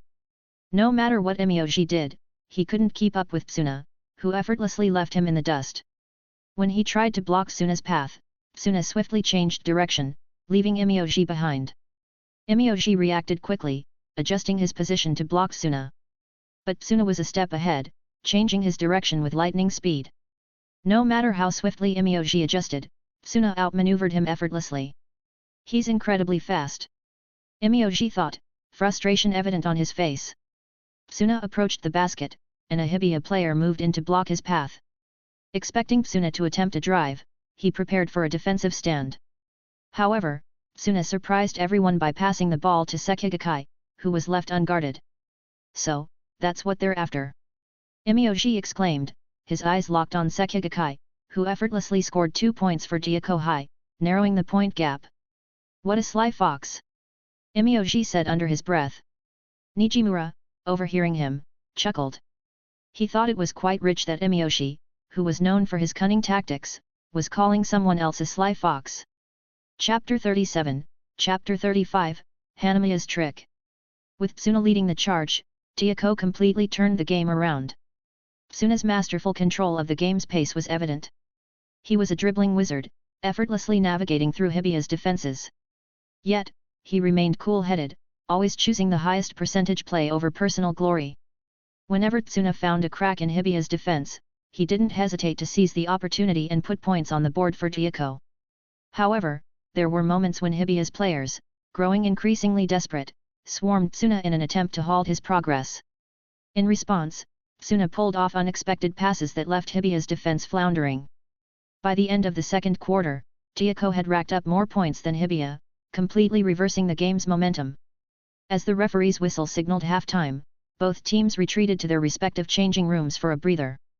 In Hibiya's locker room, Imyoji clenched his jaw, grappling with a tough decision. He'd heard rumors about Tieko's exceptionally talented freshmen, but facing one of them had proven even more challenging than expected. And there's more where that came from, he muttered, acknowledging that Tieko's rookies were formidable if they were as good as Tsuna. Hibiya's coach said, indeed, their freshman is quite exceptional. What's your take on this, Imyoji? After careful consideration, Imyoji settled on a plan. I think it's best to go for a double team for now. His gaze then shifted to Hanamiya, who appeared disinterested in the game. Imyoji's eyes sparkled with an idea. That sounds like the plan, Hibiya's coach agreed, showing his approval. All right, he added, addressing Imyoji, you have the freedom to guide your team as you see fit. Hibiya's coach exited the room, leaving Imyoji to strategize. He turned his attention to Hanamiya, who was known for his cunning plays. Hanamiya, let's go for a double team on that freshman with Takashima. You know what to do. We'll try it your way this time. Hanamiya's face lit up with a sly grin upon hearing this. He signaled to his partner for the double team and whispered something in his ear. Hey? Are you sure about that? The teammate asked, surprised by Hanamiya's plan. With a mischievous chuckle, Hanamiya reassured him, don't worry, his reactions are out of this world. Meanwhile, in Tieko's locker room, assistant coach Sanada furrowed his brows in deep thought. Let's dial back our tempo a bit. We need to conserve our stamina, Sanada advised after careful consideration. While maintaining a fast pace could give them an immediate advantage regarding the score, Sanada believed preserving their energy would be a smarter long-term strategy. They were only halfway through the game, after all. This was particularly crucial for Tsuna, who was the linchpin of their gameplay. Sanada recognized that maintaining the same frenetic tempo as the second quarter would drain Tsuna's stamina rapidly, which could harm their chances of winning. Tsuna nodded in agreement. Although his stamina was still in good shape, he acknowledged that it wouldn't be prudent to sustain their current pace in the third quarter. Given the cunning nature of their opponents, having ample energy to counter any surprises they might spring would be the wiser choice. After a brief break, both teams returned to the court. The game resumed, and Tieko wasted no time passing the ball to Tsuna. Tsuna received the ball, his fingers gripping it firmly. He began to dribble it slowly, a calculated move to apply pressure to Hibiya's defense. To his surprise, Tsuna noticed that Imyoji, who had been marking him, had backed off. Instead, standing before him were two of Hibiya's players, one of them being Hanamiya, one of Hibiya's formidable players. Tsuna muttered with a hint of uncertainty, I'm not sure what you're planning. Whether it's two players or more, it won't make a difference. But just as Tsuna prepared to make his move, a Hibiya player abruptly closed in on him, charging with his body as if he intended to obstruct Tsuna's advance forcefully. Tsuna's eyes widened in surprise. Luckily, his quick reflexes and agility came to his aid. He swiftly moved backward, dribbling the ball from his right hand to his left. What the foo *k. Nijimura couldn't hold back a loud curse at the close call. It was a narrow escape. If Tsuna hadn't reacted so swiftly, his opponent's reckless move might have seriously injured him. At that moment, Hanamiya made his move, lunging forward in an attempt to steal the ball from Tsuna. His timing was uncanny. Gotcha, freshman! Hanamiya taunted as he successfully swiped the ball from Tsuna, capitalizing on his momentary lapse. With the ball in his possession, Hanamiya sprinted ahead, aiming to score another point for his team. That was a low move, using it against us, Imyoji, Nijimura growled, frustration etched on his face as he tried to free himself from Imyoji's tight marking. Imyoji, never one to back down, shadowed Nijimura's every step with skillful precision. Would you forgive me if I said I'm sorry? Imyoji retorted, his tone laced with sarcasm. Nijimura couldn't contain his anger. You sly bastard! To be honest, even Imyoji was taken aback. He typically relied on psychology rather than physical tactics, but there was no room for complaints now, they were in a tight spot.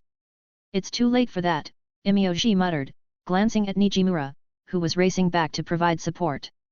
Indeed, everyone from Tieko, except Tsuna, had pushed deep into Hibiya's defensive territory. Their confidence in Tsuna was unwavering. But Hibiya's double team had something else in mind, something rather underhanded. Back on the crime scene, as Hanamiya jumped up for a layup shot, Tsuna was already there, blocking his path. You're quick on your feet, hey! Hanamiya muttered, frustration in his voice. He adjusted his position slightly and passed the ball to his double-team partner. With no one to obstruct him, the Hibiya player had a clear shot, and he made it count, earning his team 2 points. "Tsuna, are you okay?" Nijimura hurried over and inquired about Tsuna's well-being. Tsuna nodded, but his usual smile had transformed into a deep frown if you looked closely. It was an unexpected turn of events. Tsuna had always been aware of Hanamiya's dirty tactics, but experiencing them firsthand was different, especially during a middle school game. Tsuna had assumed that with Imioji as the captain, Hanamiya would tone down his underhanded moves until he took the helm. It was a naivety he was now coming to regret. "Don't worry, I'm all right. It was quite crafty, I admit." Tsuna shook his head, and his expression reverted to its usual nonchalant demeanor. Besides Tsuna, a few of Tiako's players, like Nijimura, lingered in their defensive zone, ready to assist Tsuna in case Hanamiya tried another sly trick. However, Hibiya's players, who were marking them closely, complicated the situation even further. Chapter 38, Chapter 36, Unexpected Turn of Event. The ball returned to Tsuna's grasp once more.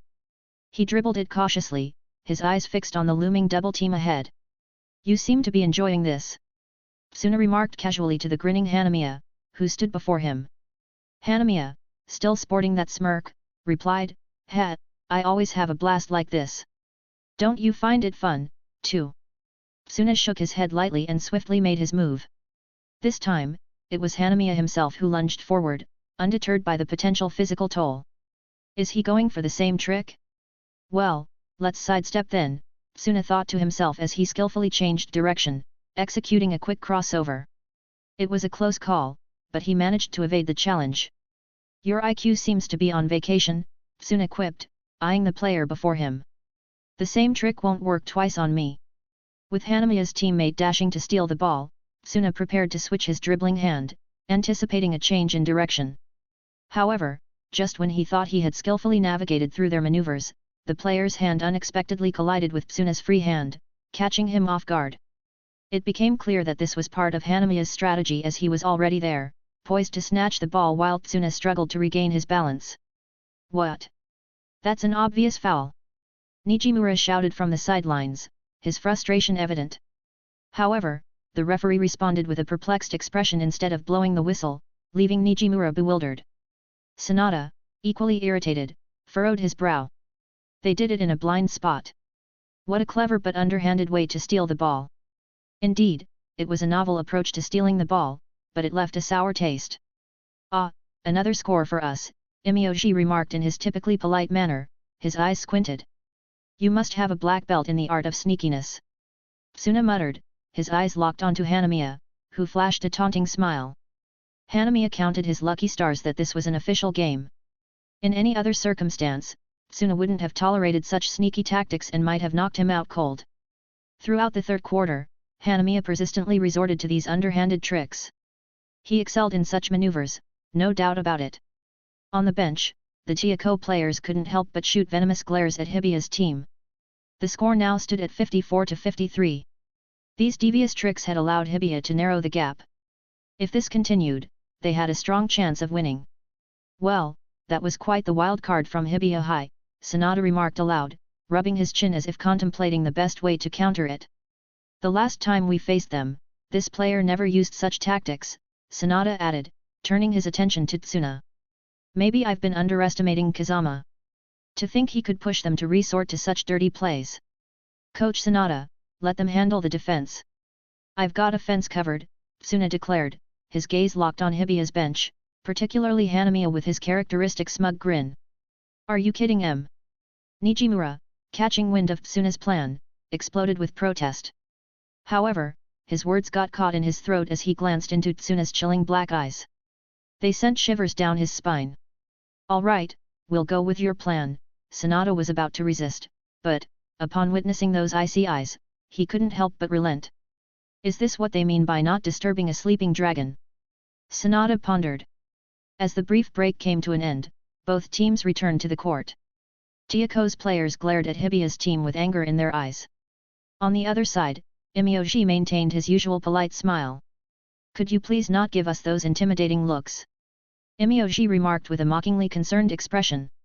However, his attempt at humor only fueled the fire of hostility within the Chieko players. Even Nijimura couldn't contain his anger, and he clenched his teeth in frustration. What a sly bastard! Imiyoshi, achieving the reaction he sought, widened his eyes slightly and let his smile grow even wider. But then, his attention was drawn to a particular Chieko player, the one who had borne the brunt of Hanamiya's dirty tricks. Imiyoshi was genuinely taken aback. What a surprise, Imiyoshi muttered, his eyes narrowing as he carefully studied Tsuna.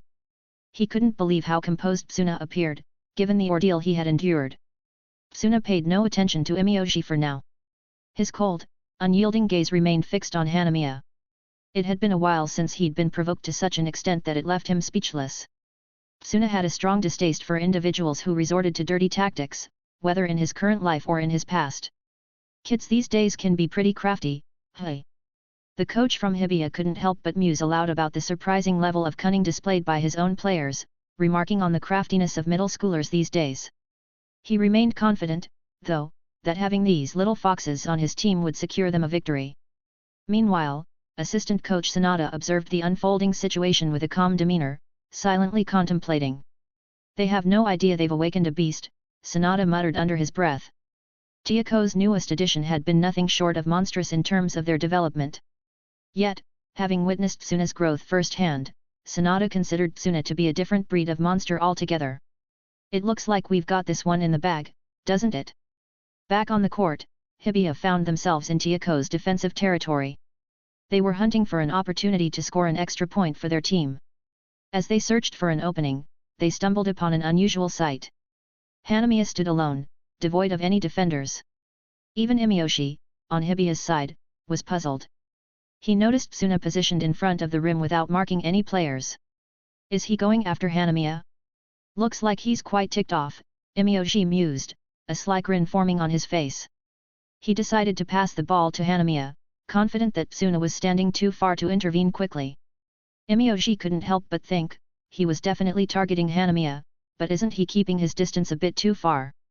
Hanamiya held the ball with a smirk, aware that Tsuna had his sights locked on him.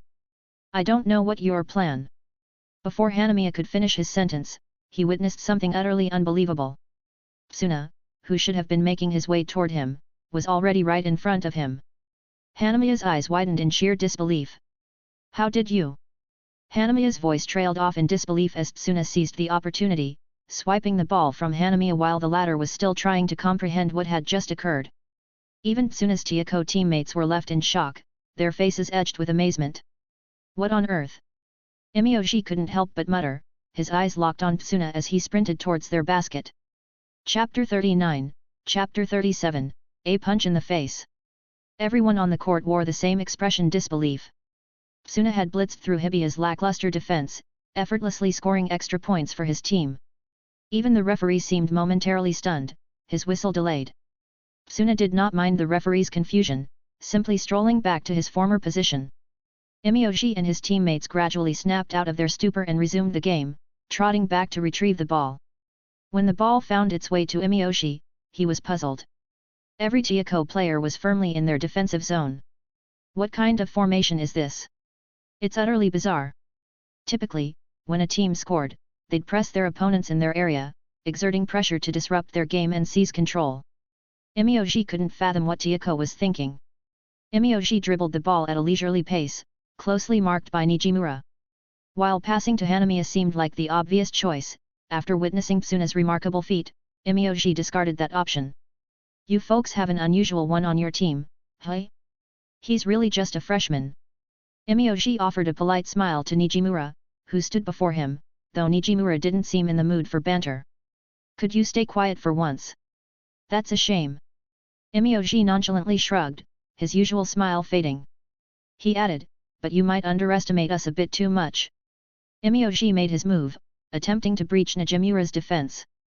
Nijimura, however, showed no fear as he tried to thwart Imiyoshi's advance.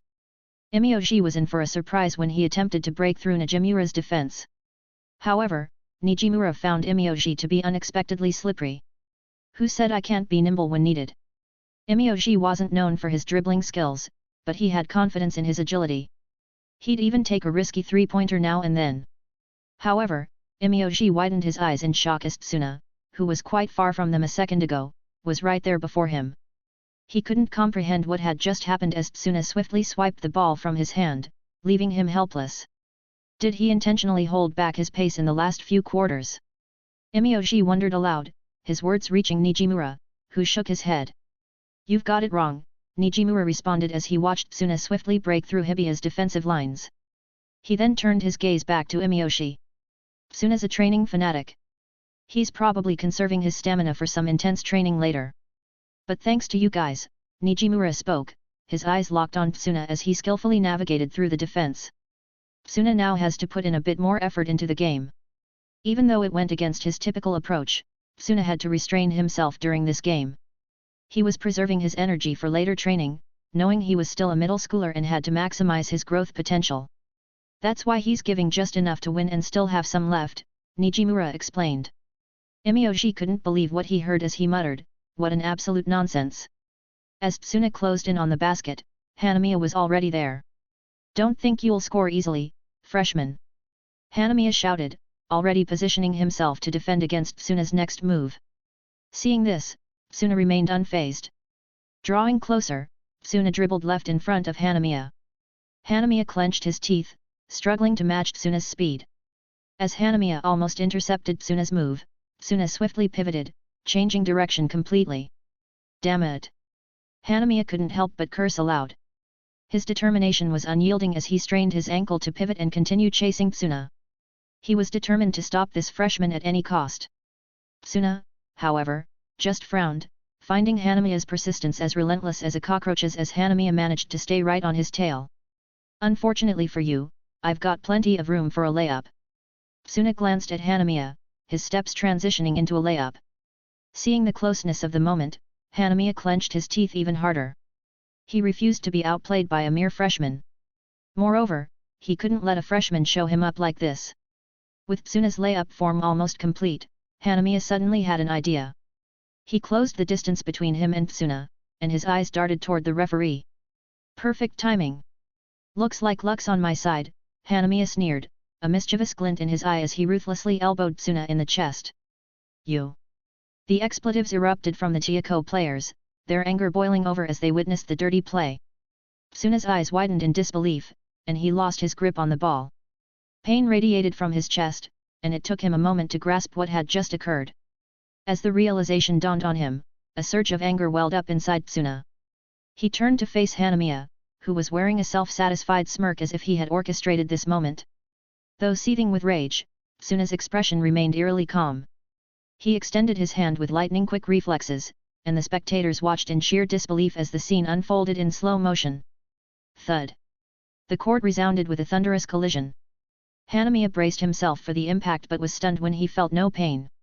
He glanced at Tsuna's outstretched hand in disbelief. Why, did you stop me? A voice cut through the tension, and a figure emerged behind Hanamiya. It seemed like this figure had struck Hanamiya, but his attack was halted by Tsuna's hand. Why do I stop you? Are you even asking the right question, Nijimura? Tsuna's response was eerily calm, sending shivers down Hanamiya's spine. However, he just shrugged it off as he turned to see Nijimura. Hanamiya realized that Tsuna hadn't tried to punch him as expected. Instead, Tsuna had prevented his own teammate from delivering the blow.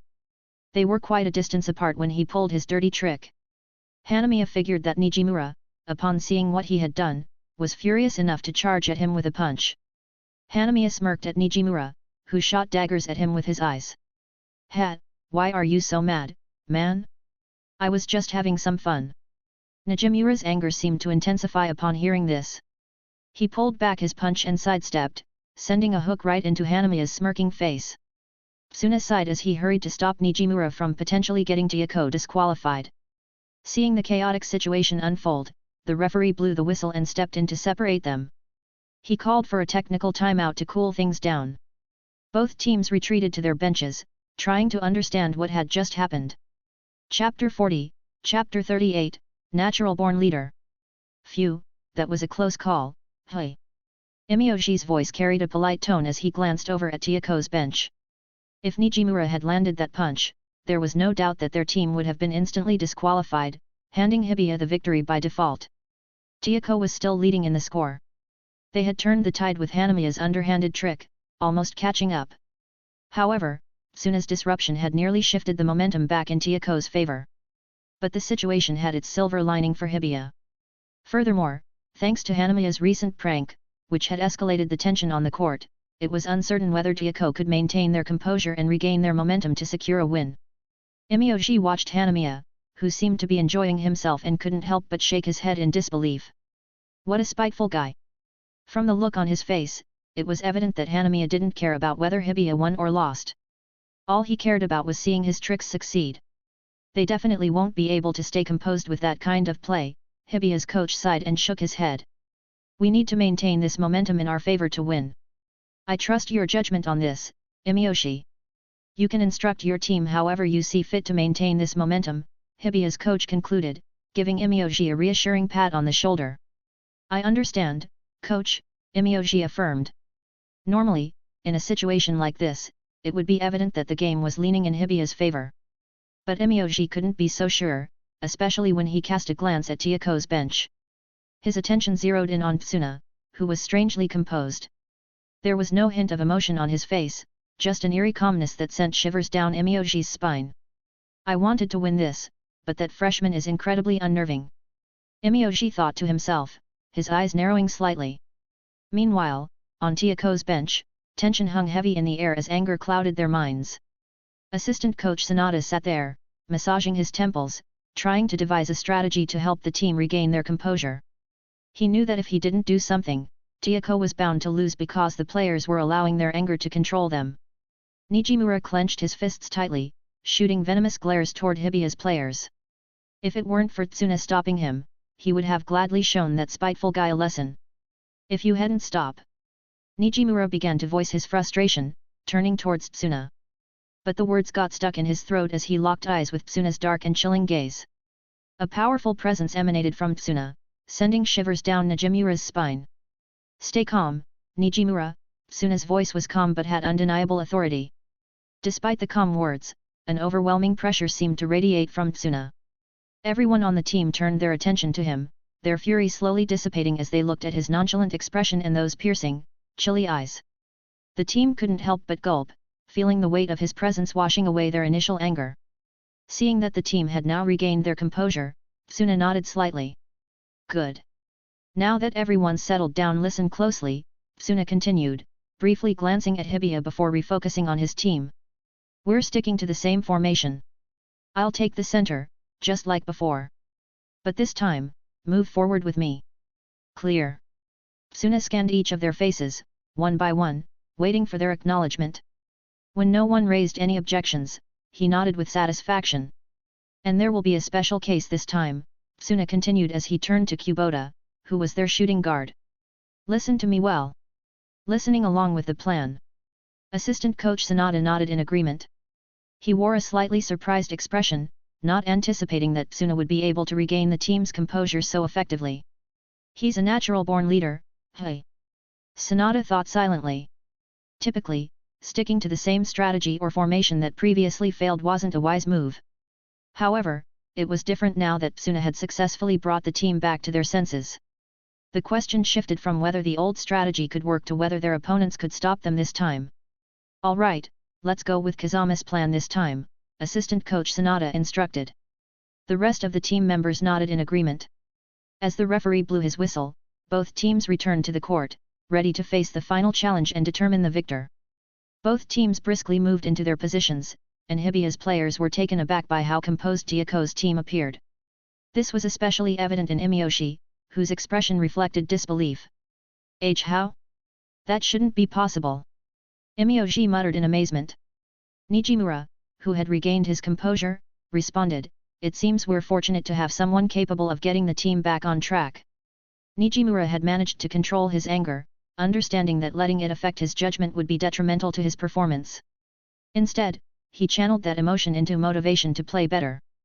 Imyoshi shivered as he recalled the remarkable freshman on the opposing team. He could only assume that Nijimura was referring to Tsuna, who maintained his composure throughout the game. As the game pressed on, Hibiya gained possession of the ball and swiftly passed it to Imyoshi.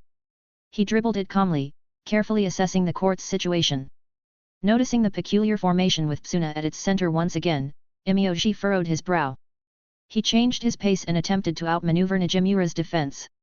The players weaved left and right, with Imyoji searching for an opening. But during a critical moment, just as Imyoji crossed into an apparently undefended space guarded by Nijimura, Tsuna arrived on the scene, swiping the ball away. Damn, he deliberately left that gap open, didn't he? Imyoji cursed as he realized that Najimura's apparent lapse in defense was a deliberate ploy. Tsuna didn't sprint forward at full speed when he gained possession of the ball.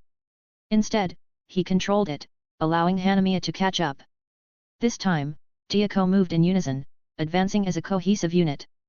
Imyoji furrowed his brows and signaled to his teammates, instructing them to maintain their designated defensive positions while attempting to catch up with Tsuna and Hanamiya, who were already sprinting ahead.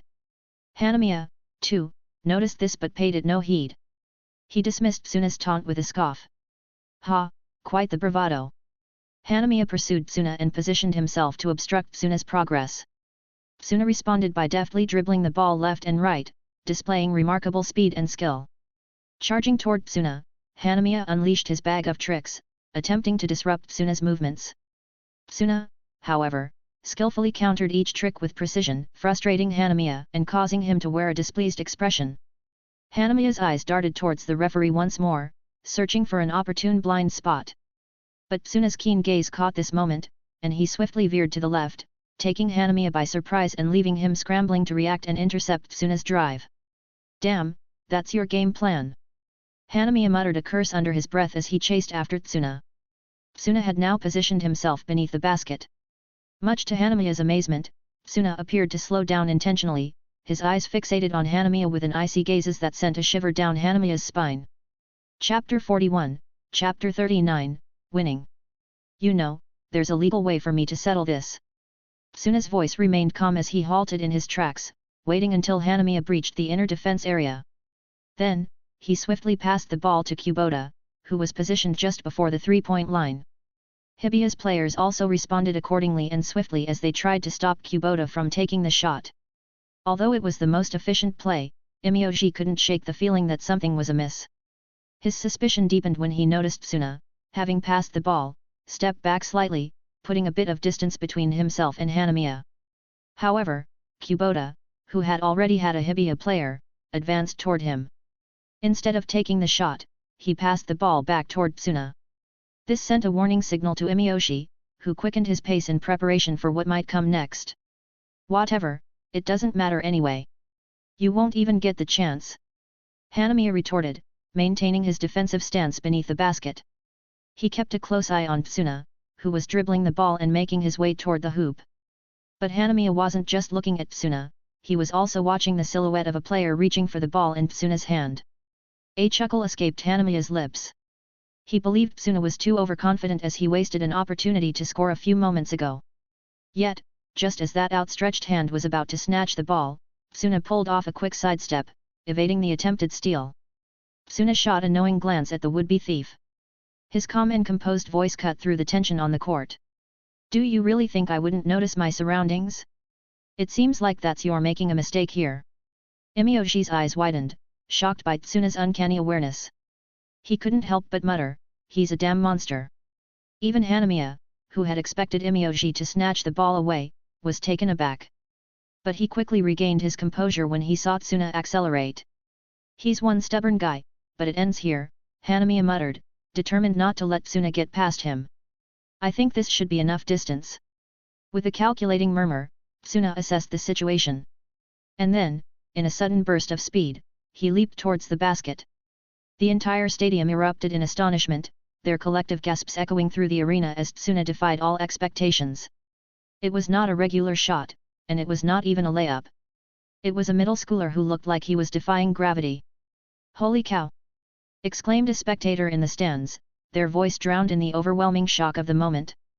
Hanamiya, too, was shocked. He didn't expect Tsuna to attempt a slam dunk. But as he saw Tsuna's trajectory and jump height, he couldn't help but conclude that Tsuna could make it. With a surge of adrenaline, Hanamiya propelled himself upward, striving to intercept the dunk. Noticing that Hanamiya seemed to try to intercept his dunk, Tsuna's lips slightly curled upward. As both of them collided mid-air head-on, Tsuna's powerful momentum sent Hanamiya crashing onto the ground as Tsuna executed the dunk perfectly. The crowd gasped in astonishment at this unexpected turn of events. Beneath the basket, Hanamiya lay on the ground, racked with pain.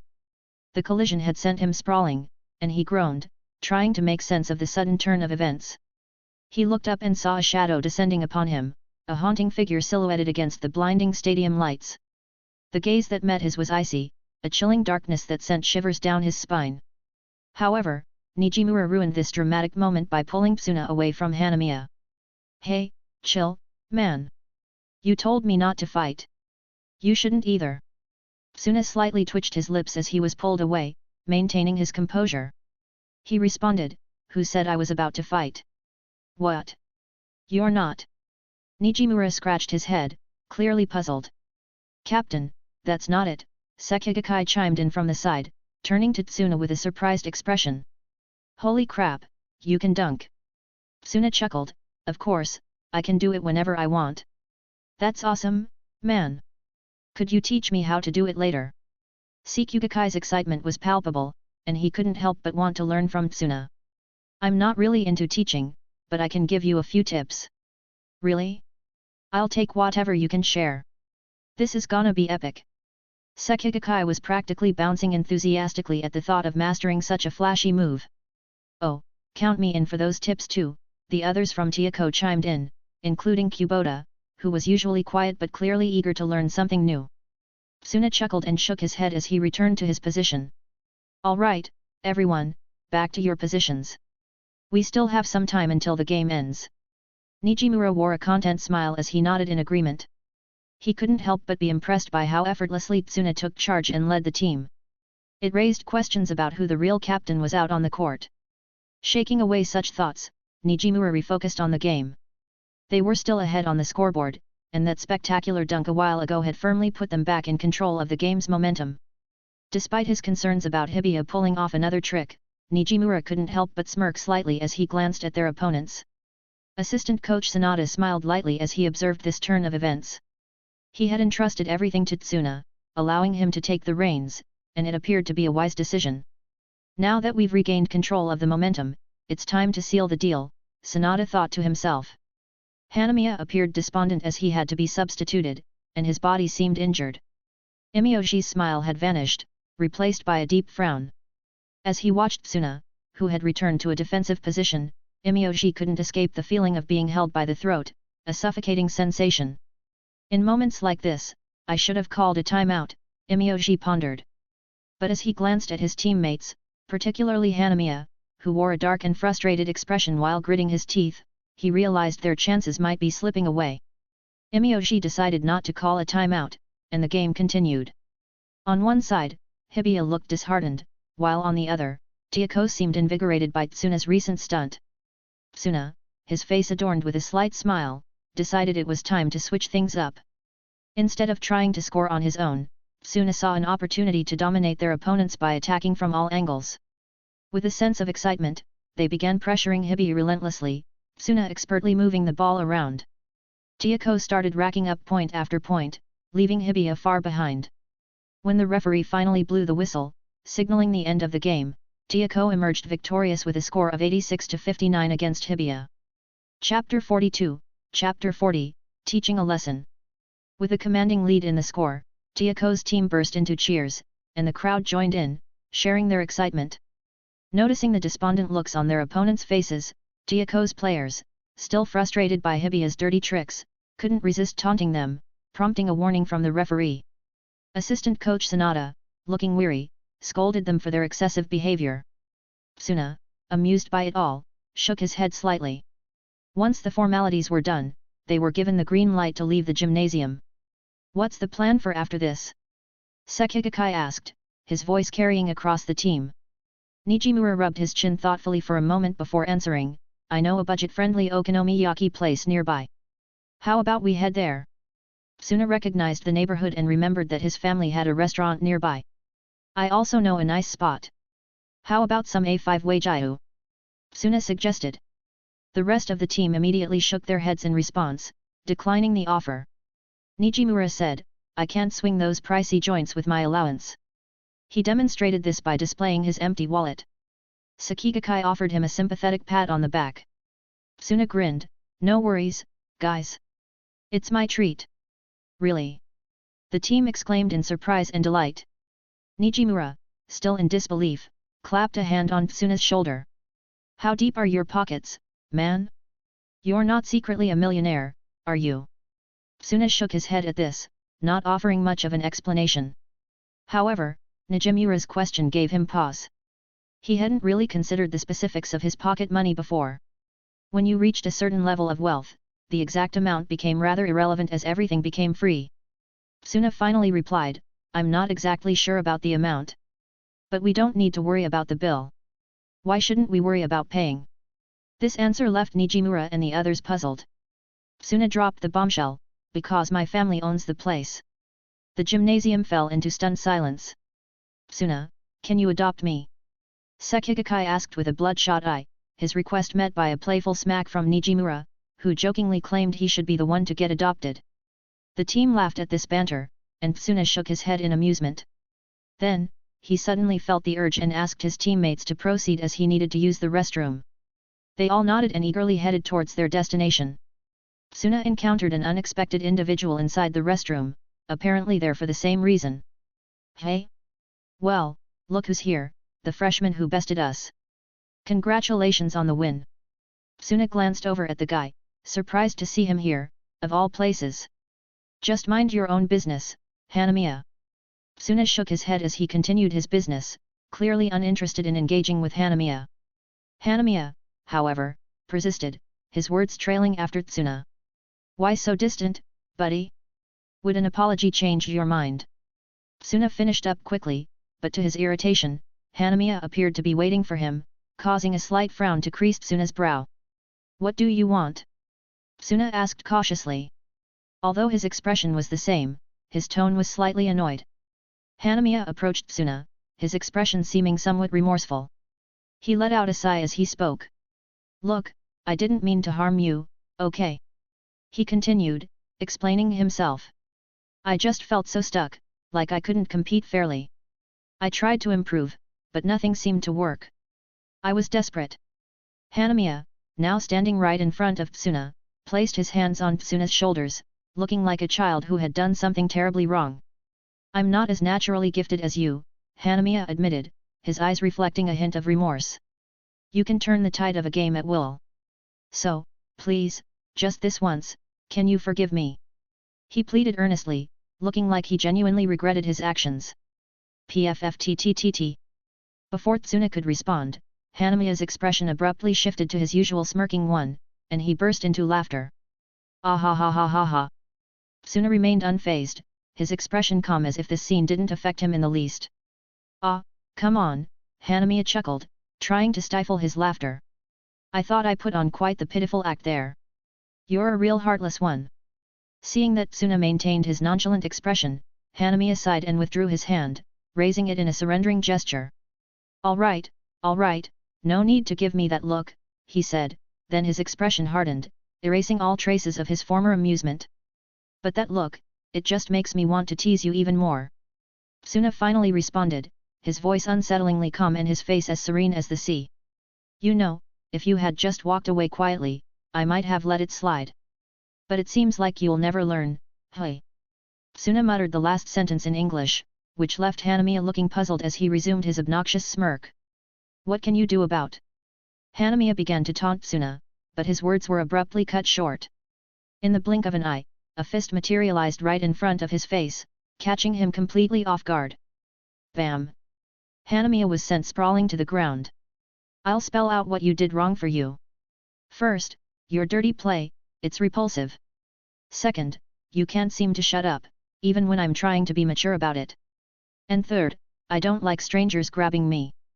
Tsuna stepped closer, his expression unchanged, as Hanamiya still seemed to be in disbelief over what had just occurred. Tsuna grabbed Hanamiya by the hair, causing him to groan in pain, and whispered, "Don't worry, I'll teach you slowly and thoroughly.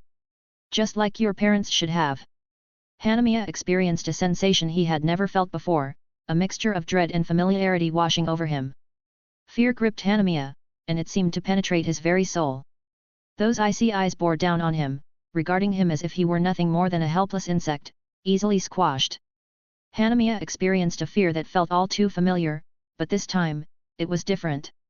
During the game, he could dismiss it as the intensity of competition, but now, he was in a situation where that fear seemed inescapable, trapped in the clutches of a devil. And no. PL please. Why are you getting scared now? We've got a lot to cover. Hanamiya's pleas trembled, his voice stuttering, but Tsuna remained unmoved.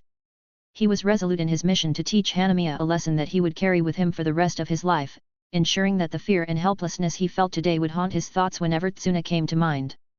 Outside, the gymnasium was largely empty after the game. Not many people passed by, but if anyone happened to be walking near the restroom, they would be horrified by the low, guttural groans that echoed through the hallway, a sound that seemed more beast than human. Chapter 43, Chapter 41, Two Side of a Coin. As Tsuna exited the restroom, he spotted a familiar figure standing watch, offering him a handkerchief. Thanks, Sabas. Tsuna said, taking the handkerchief and using it to clean his hands. He then turned to Sabas, who appeared unfazed by the recent events. Are you done with your business here, young master? Sabas inquired. Yeah, Tsuna replied, though his tone conveyed a nonchalant attitude. His eyes were sharp as he glanced around the hallway, searching for any signs of security cameras. His frown deepened as he noticed one camera pointed in their direction, covering the restroom area. That security camera seems to be broken, young master, Sabas remarked, seeming to understand Tsuna's concern. Their eyes met, and Tsuna's lips curled into a subtle smile, conveying his approval to Sabas, who responded with a slight nod and a smile of his own. Yeah, what a coincidence. As Tsuna and Sabas prepared to depart, a voice suddenly broke their conversation. They turned to find Imyoji approaching with a calm demeanor, a polite smile on his face, and his eyes closed. Imyoji had been searching for Hanamiya, their teammate, as they were supposed to leave the gymnasium together. Discovering Tsuna here was an unexpected twist. Imyoji couldn't help but be taken aback by the presence of Tsuna's butler, Sabas, who had a refined air about him. I knew he wasn't an ordinary guy, but... Imyoji mused silently, casting a quick, assessing glance at Sabas. To think he had a personal butler like this. An unsettling feeling crept over him. Imyoji narrowed his eyes at the duo, his voice maintaining its customary politeness as he asked, have you two happened to see a member of our team around here? Tsuna calmly regarded Imyoji before directing his attention to Sabas, asking, Sabas, do you spot anyone else here besides me? No, young master, came Sabas' prompt and unwavering response, leaving Tsuna to give a nonchalant shrug. You heard him. There's no one else here, Tsuna declared, turning on his heel and departing. Imyoji couldn't shake the feeling that something was amiss, though he couldn't quite put his finger on it. Nonetheless, he followed the conversation with a somewhat puzzled expression as he watched Tsuna walk away. Ugh! A low, painful groan echoed within the restroom, jolting Imyoji from his thoughts. Alarmed, he rushed inside and was met with the shocking sight of Hanamiya being beaten and barely holding on. Imyoji's mind raced as he recalled his recent encounter with Tsuna in the hallway. The contrast between Tsuna's casual demeanor and the violence he was now confronted with sent a shiver down Imyoji's spine. Regaining his composure, Imyoji quickly contacted Hibiya's coach, and chaos ensued in the gymnasium. Hanamiya was swiftly transported to the nearest hospital. His injuries were severe, leaving him battered and nearly unrecognizable. Adding to the grim situation, Hanamiya exhibited signs of intense fear, prompting the hospital to consider his mental well-being. As a result, he was slated for a month of intensive treatment and care. Understanding the gravity of the situation, Imyoji promptly informed Hibiya's coach about the incident. The coach's anger flared as they demanded a review of the security camera footage to identify the assailant and bring them to justice. If the evidence supported Imyoji's account, they insisted that Tsuna should be banned from all future tournaments, with Tiako disqualified from the current one. However, to their astonishment, the security camera in the hallway had mysteriously malfunctioned at the precise time of the incident. What was even more perplexing was that not just one camera, but the entire gymnasium's security system had gone dark during that period. Adding to the situation's complexity, an entire month's worth of recorded footage had vanished, with no possibility of recovery. The circumstances surrounding the incident had taken a decidedly enigmatic turn. Lacking substantial evidence, they found themselves in a legal quagmire. Taking on the scion of a powerful conglomerate family with access to elite lawyers would likely result in a feudal legal battle.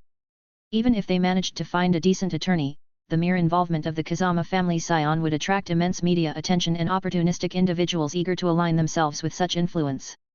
After weighing these grim prospects, they reluctantly accepted the situation, their frustration palpable as they clenched their jaws in resignation. Meanwhile, the atmosphere was markedly different in the other parts of the city. As Tsuna entered the VIP room, he was greeted with an unexpected sight. He. Assistant coach Sanada erupted into hearty laughter. His face flushed a bright red.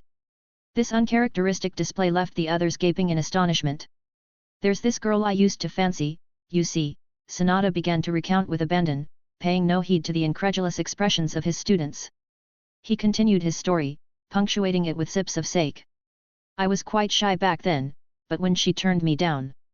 Looking at her husband, I can't help but think, I'm better than him, you bitch. Ha ha ha.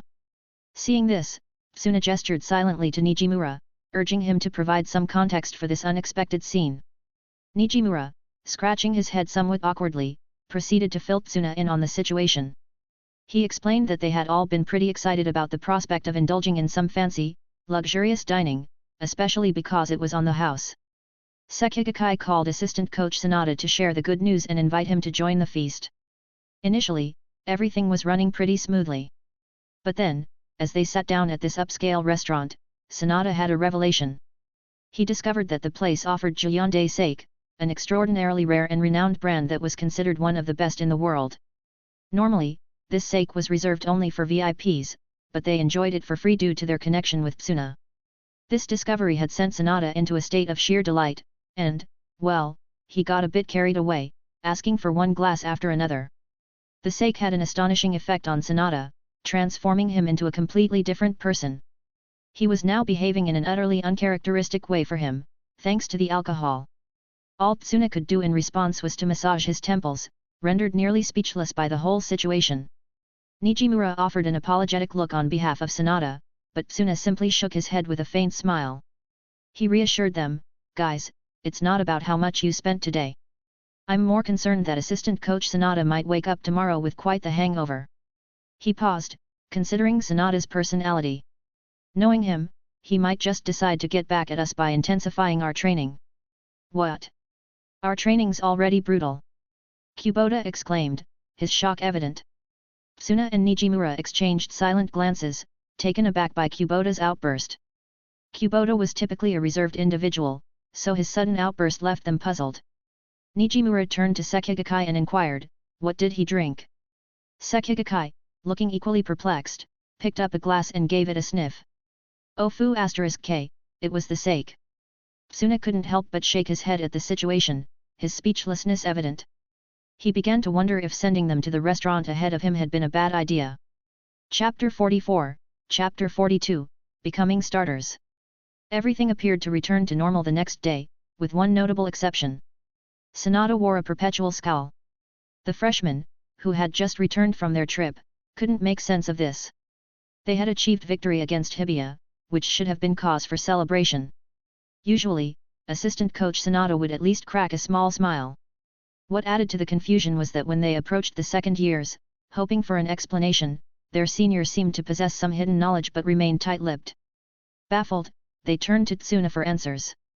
Tsuna sighed, trying to find words that wouldn't reveal too much. Let's just say, we witnessed something unusual yesterday. This cryptic response only fueled their curiosity. With their upcoming game just around the corner, the players expected a light training session to maintain their fitness. However, today's practice turned out to be unexpectedly grueling. After the demanding training session, assistant coach Sanada halted the team as they were about to head to a nearby fast food joint for some relaxation. I need everyone except the first years to stay back for a bit, Sanada instructed, earning groans of disappointment from the older players. The freshmen, baffled by this, left the gym in a state of confusion. What's all this about? Amine grumbled loudly. Tsuna offered a faint smile as he explained, the seniors are getting some extra practice. Hey? Why? Amine asked, his brow furrowing in puzzlement. Don't look at me, I'm in the dark about this too. Tsuna said nonchalantly as he lied through his teeth, raising his shoulders lightly. Is it really okay, though? We've got another match tomorrow. Making sure they're in their best shape should be the priority, not extra training, Akashi questioned as they headed towards their destination. Midorima adjusted his glasses, nodding in agreement with Akashi's concerns. All eyes turned to Tsuna, expecting an explanation. Well, you're right in a way. But it should be fine. We're the starters now, Tsuna clarified. Amine's face lit up with a wide grin. So, that means we'll get more playtime, hey? Akashi stayed quiet, deep in thought. In most cases, experienced players were prioritized as starters. In their case, while first years could get a shot at starting, it usually depended on the data provided by Manhwa to adapt to the opponents. And the fact that all first years were now Chiyoko's starters, a team considered a top contender for the tournament, was unprecedented. It didn't seem possible unless something extraordinary had occurred. Tsuna understood Akashi's perspective. However, what Sonata had witnessed the previous day was not something typical on the basketball scene. Particularly in middle school, having a first-year player control the entire game flow was unheard of. Sonata had come to realize that he had underestimated not only Tsuna but also the potential of the future generation of miracles. That's why he decided to put them in the starting lineup, believing that more playing time would help them develop their talents even faster. Hey, look at this, all the prodigies hanging out together, a voice interrupted their conversation. They turned to see a tall, athletic guy with light grey hair. Who's this dude? Amine whispered, clearly puzzled. Midorima adjusted his glasses and shrugged. Akashi sighed lightly and explained, that's Shogo Haizaki. The one who always skips practice, right? Kuroko asked, his brow furrowing in uncertainty. Murasakibara nodded, not really caring but munching on a new snack he had found in the school cafeteria. Haizaki, feeling ignored and slightly irritated, approached them. It just so happened that the closest person to him was Tsuna. Seeing this, Amine whispered again, oh, this doesn't look good. Hey? Why? Kuroko asked, clearly puzzled. But before anyone could answer Kuroko's question, Haizaki casually reached out as if he was about to put his hand on Tsuna's shoulder. However, to his shock, the world suddenly spun around him, and he found himself sprawled on the ground, gazing up at Tokyo's night sky. Hey? What just happened? Haizaki muttered, his confusion evident. He had no idea what had just occurred. Tsuna looked down at Haizaki and calmly said, please don't touch me like we're old pals. I don't appreciate it. Upon hearing this, Haizaki met Tsuna's cold, piercing gaze, and it felt like his eyes were drilling into his soul. A strange sensation of suffocation washed over him. Before Haizaki could make sense of the bewildering sensation, Tsuna continued to walk ahead, leaving him utterly baffled by the strange turn of events. Kuroko's mouth formed a surprised O as he watched Tsuna walk away, his actions leaving a lingering sense of amazement. The rest of the group merely shrugged and followed Tsuna, catching up to him as they moved along. Amine scratched his head and explained, see, that's what happens when you touch Tsuna without thinking. Akashi, wearing an amused smile, shook his head slightly. But, Amine, I saw you do that sometimes though. Kuroko walked alongside the others, glancing back at Haizaki's bewildered expression on the ground. Midorima said, adjusting his glasses as he spoke, it's a bit different. Tsuna already considers Amine a friend, so it's fine for Amine to do that. He continued, holding a small tambourine in his hand. Actually, I can relate. I don't like it when anyone, even a friend, carelessly touches me. Midorima added, his tone reflecting his usual seriousness. Amine chuckled, brushing off the topic. He felt a bit shy as he scratched his neck awkwardly. Haha, let's drop it. Tsuna, how did the match go yesterday? His laughter shifted the conversation to a topic everyone was eager to discuss. All eyes turned to Tsuna, even Murasakibara, who typically kept to himself, looked to him for an answer. Tsuna grinned as he shared, I must say, the Hibiya match was one of the toughest we've had. This response caught everyone off guard. Seriously? Damn, I should have skipped that trip like you, Tsuna, Amine lamented, his face reflecting his regret. It must have been a real challenge if Tsuna considered it a tough match. With that, they dove into discussing the game, seemingly forgetting about Haizaki's brief intrusion as if he were a passing nuisance. Chapter 45, Chapter 43, Unqualified. The next day, Tiyako returned to Yoyogi Gymnasium to face off against Kamada West. Winning this game would secure their spot in the finals, and a mix of nervousness and excitement filled the air. In the team's designated locker room, Nijimura exchanged a subtle nod with assistant coach Sanada, who was rubbing his temples. "You can't be serious," Sanada muttered under his breath, although he secretly supported Nijimura's decision. The rest of the team stared at Nijimura in disbelief. Such a situation had never occurred before in the history of Tiyako's basketball club. In fact, it was unprecedented. Yet, Nijimura faced their astonished expressions with composure and made his announcement. "After our last game, I realized that I might not be qualified for the captain's position." "My composure slipped," Nijimura admitted, turning to Tsuna. "If it weren't for Tsuna stepping in and stopping me, we might have been disqualified because of my actions." He continued, acknowledging that Tsuna had prevented a potential disaster and rallied the team when frustration threatened to overwhelm them. Tsuna's quick thinking and leadership had led them to victory, and Nijimura felt humbled as the captain. "That's why," Nijimura declared firmly, "I believed Tsuna would make a better captain." This took Akashi aback. After hearing the full story of the last game the previous night, he recognized Tsuna's exceptional leadership. Akashi acknowledged Tsuna's leadership capabilities. But, seeing him receive such recognition still surprised him. Deep down, Akashi felt a sense of constriction. Both he and Tsuna came from influential families that ingrained the idea of always being the best in them. Glancing at Tsuna, who listened attentively to Nijimura, Akashi couldn't deny that he had to respect the scion of the Kazama family. He thought, "As much as I hate to admit it, there's a lot I could learn from him." "Holy cow, Tsuna, that's incredible!" Amine exclaimed, his excitement evident. Kuroko nodded in agreement, equally surprised. "This is probably the first time something like this has happened in our school," Midorima remarked as he tended to his bandaged fingers. The others gazed at Tsuna in amazement, even Murasakibara, who usually only cared about basketball. Tsuna simply listened, not offering any immediate response, his attention now on Sanada, who held the authority to make this decision. To his own surprise, Tsuna found himself not averse to the idea of being captain. He was accustomed to leading much larger groups, like a multimillionaire company, so leading a small basketball team felt like a breeze in comparison. While initially hesitant, the senior players had developed complete trust in Tsuna's leadership, especially after their last game. This trust in his decision-making was evident as they supported Nijimura's suggestion. Seeing that no one appeared to oppose the idea, Sanada let out a sigh and turned to Tsuna. "Are you comfortable with this?" "I don't mind taking on the role," Tsuna replied with a casual shrug, and Sanada nodded in acknowledgement. "Very well, starting today, I officially appoint Tsunayoshi Kazama as the new captain of Tiyako's basketball team," Sanada declared with a tone of authority. He then turned to Nijimura and continued, "However, I expect you, Nijimura, to assist Kazama in familiarizing himself with the role. You will be the vice-captain from now on." Nijimura nodded in agreement. "Let's move on to discussing our strategy for today's match," Sanada said, gesturing to Momoa to distribute the opponent's data to the starting players. As usual, Amine rejected the form, a habit everyone else ignored.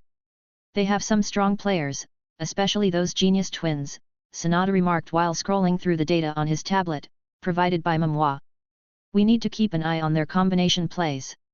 Given their aggressive style, we'll focus on a more defensive approach and counter their attacks," he explained. After everyone nodded in agreement, Sanada turned to Tsuna and asked for his input. Tsuna, nodding in approval, said, "That sounds like a solid strategy. But," Tsuna continued, "I have an alternative approach in mind." Sanada, intrigued, encouraged Tsuna to share his thoughts. "Go ahead, let's hear it." Tsuna explained, "I suggest the opposite. We should come out aggressively right from the start and take the game to them." Akashi looked concerned as he voiced his doubts. "But Kamada West is known for their aggressive play style, too. It won't matter if we keep scoring while they do the same." Midorima chimed in, supporting Akashi's point. "They're also known for quickly adapting to their opponent's tactics. We shouldn't underestimate their defense." Sanada nodded in agreement, and Tsuna responded with a calm smile. "I've considered those points as well. We won't stick to one pattern. I will do a combo with Kuroko to initiate different attack patterns over and over again." Tsuna described his strategy in detail, assigning specific roles to each player on the court. He also emphasized the importance of Kuroko and Murasakibara working together on defense. To make sure Kuroko's skills were at their best for the first half of the game, Tsuna decided to have Akashi sit on the bench temporarily. He planned to bring Akashi into play during the second half when they switched to a different game plan.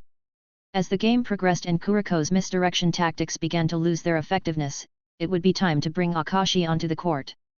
Tsuna and Murasakibara would take charge of the defense, while Midorima and Aomine, supported by Akashi, would be their main attackers. Tsuna believed this arrangement would be the most efficient way to keep racking up points. Of course, Tsuna and Murasakibara would maintain a strategic distance just in case they were needed during an offensive play. The rest of the team would each mark an opposing player to apply defensive pressure. Tsuna didn't factor Hizaki into the equation. Hizaki had also skipped today's game, claiming he was sick, although this was a common excuse for him. Tsuna wasn't entirely sure how this new strategy would affect the mindset of the future generation of miracles. He knew they tended to play more aggressively once they realized they didn't need to play conservatively, especially as they entered their second year and began approaching their full potential. However, Tsuna mainly focused on achieving the best possible results with the most efficient strategy, regardless of how it might change his teammates' mentality in the long run. Once Tsuna explained his plan to the team, Sanada agreed to try it, curious about the potential outcome. The other players didn't voice any objections. With the strategy in place, they exited the room and went to the court to face their opponents. Chapter 46, Chapter 44, The Genius Twins. Once they entered the court and completed the customary greetings, they were instructed to warm up for a few minutes on the court. During their warm-up, Tsuna carefully observed their opponents, focusing on the Genius Twins, who were undoubtedly the opposing team's star players. Tsuna couldn't deny their exceptional skills, but he also noted that the rest of their opponents were quite solid. It made sense, really. After all, their opponents were strong contenders for the championship, so having a team with solid players was only natural. When the game finally began, Tieko's plan swung into action. They swiftly gained control of the game's momentum and took an early lead on the scoreboard. While their offense and defense weren't flawless, the Genius Twins lived up to their reputation. However, thanks to the effective combo of Murasakibara and Kuroko, they managed to handle their opponents' attacks with relative ease. As Tsuna watched the Genius Twins in action, the dynamic duo of Kuroko and Kagami came to mind from the canon. However, there was a notable difference between the two duos. The contrast lay in the roles of support and main attacker. In the case of Kuroko and Kagami, their roles were clearly defined, with Kuroko as the support and Kagami as the primary scorer. However, the Genius Twins displayed remarkable flexibility in their roles, seamlessly switching between supporting and leading the attack. While their game plan was unfolding rather smoothly, a minor hiccup emerged in the middle of the second quarter. Kuroko appeared to be visibly fatigued, struggling to catch his breath as they reached this point in the game. Seeing this, assistant coach Sanada asked for a timeout to check on Kuroko's condition. And it turns out the game's intensity was a bit too much for him to handle. Sanada then told the team to change up their strategy by putting Akashi earlier to replace Kuroko. Tsuna also agreed with this, as overexerting Kuroko would make him prone to injury. The unexpected alteration to their game plan caught Kamada West off guard. They had begun to adapt to Tieko's style of play with Kuroko and had been building momentum in an attempt to turn the game in their favor. However, their efforts were disrupted by this sudden shift, forcing them to adapt on the fly to Tieko's new gameplay with Akashi on the court. As the first half concluded, Tieko held a commanding lead. Following a brief respite, both teams returned to the court, ready to resume the game and determine who would advance to the final. In the third quarter, Kamada West displayed a shift in their strategy. They tasked the Genius Twins with a defensive focus, posing a formidable challenge to Tieko's offense. Scoring became more challenging, prompting Sanada to call for another timeout. Sanada, observing the situation from the bench, addressed the team. "Their plan is pretty effective as it's making it tough for us to rack up more points," he remarked. Casting a glance toward Kamada West's bench, particularly at the Genius Twins, Sanada added, "They certainly live up to their reputation as the Genius Twins, don't they?" These two players were not only physically and technically strong, but their ability to make clever decisions and devise unique moves and combinations was truly impressive. Sanada decided it was time to tweak their strategy. He began, "I think we should make a few adjustments." But Tsuna interrupted him, firmly stating, "No, let's stick with the current plan." Sanada turned his attention to Tsuna, curiosity evident in his expression. He gestured with his eyes, prompting Tsuna to elaborate on his decision. A small smile graced Tsuna's lips as he gazed at the genius twins, who showed signs of fatigue. Let's stick to our aggressive approach and keep the pressure on these two. Sanada's eyes widened as he noticed the twins' condition. He realized that maintaining their combo since the first quarter must have taken a toll on them. Even someone with the stamina of Murasakibara wouldn't last that long under such intense pressure. Excellent observation, Kazama, Sanada conceded, acknowledging Tsuna's keen eye. He then turned to the rest of the team and declared, "We'll follow our captain's lead. Do you all understand?" Observing the unanimous nods from the team, Sanada clapped his hands together to emphasize his point. "Great!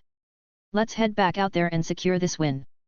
They began to rise from the bench, but one player remained seated, lost in his thoughts. "Daki! Daki!" Mamwa exclaimed, shaking Amine vigorously. Slowly, Amine returned to reality, glancing around in bewilderment. "Hey? Oh!" Midorima let out a sigh, clearly exasperated. "Seriously? I'll step down for the next game if you keep up like this, Daki," Tsuna quipped, his tone light. Despite the jest, Tsuna maintained his composed demeanor, causing Amine to take it seriously. "Hey, I didn't mean it that way." "I'm sorry," Amine quickly responded, a touch flustered. He hurried to clarify, "I was just really pumped about facing such a strong opponent. My mind started running wild with the possibilities of going up against them again and again." "That sounds like nonsense," Midorima scoffed, clearly unconvinced. "That's just classic Amine," Kuroko said with a smile as he sat comfortably in the bench, coming to his defense. "I don't believe it either unless you offer me some snacks," Murasakibara said nonchalantly. Amine, seemingly prepared for this, magically produced a snack out of thin air and swiftly handed it to Murasakibara, instantly earning his support. "You're quite the opportunist, Murasakibara." Midorima was left almost speechless by this sight. Akashi smiled lightly at this, saying, "Although it was quite unbelievable, I'll trust you with this one." As they kept the banter going while walking into the court, Mamwa only looked at them warmly. Assistant coach Sanada shook his head slightly, but if you look closely, there was a small smile on his lips. Although he was mentally a lot older than them, Tsuna himself was glad to come to Tiako and blended in with them as he laughed for a long, completely acting like his physical age. For the first time in a long while, Tsuna felt like he had friends who were truly friends. He couldn't pinpoint exactly when in his life, having genuine companions had become a rarity. Most of his past experiences had been defined by hierarchical relationships, especially in his previous life. Even in his current life, as the heir of the Kazama family, these superior subordinate dynamics had become second nature to him. But now, as he listened to their banter, Tsuna couldn't help but think, this doesn't feel bad at all. The banter was refreshing, and it continued until the referee was about to blow the whistle, signaling the resumption of the game. Chapter 47, Chapter 45, to the final. As the game raged, Amine's excitement fueled Tiako's aggressive attack. They relentlessly pressured the genius twins, who appeared visibly exhausted. Recognizing the strain on their star players, the Kamada West's coach wisely decided to bench them temporarily. Injuries from overexertion could be disastrous. Tsuna, ever the opportunist, saw this as a chance. He called for an all-out assault, knowing that the absence of the genius twins was their opening to dominate. From the sidelines, Sanada noticed the shift but welcomed it.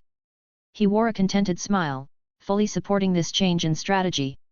This abrupt shift in strategy left Kamada West in disarray. They were utterly helpless in the face of Tiako's aggressive onslaught.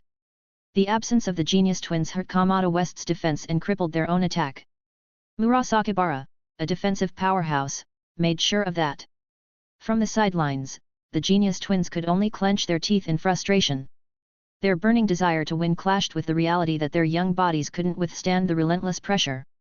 With the score gap widening, Kamada West seemed on the verge of giving up in the face of Tiako's relentless offense. At last, the referee blew the whistle, marking the end of the third quarter. Seated on the bench, Sanada observed their opponents with a contemplative gaze. They are unlikely to put the twins back in with their condition. Just maintaining this momentum should secure our victory, he reflected quietly, studying the determined expressions on his players' faces.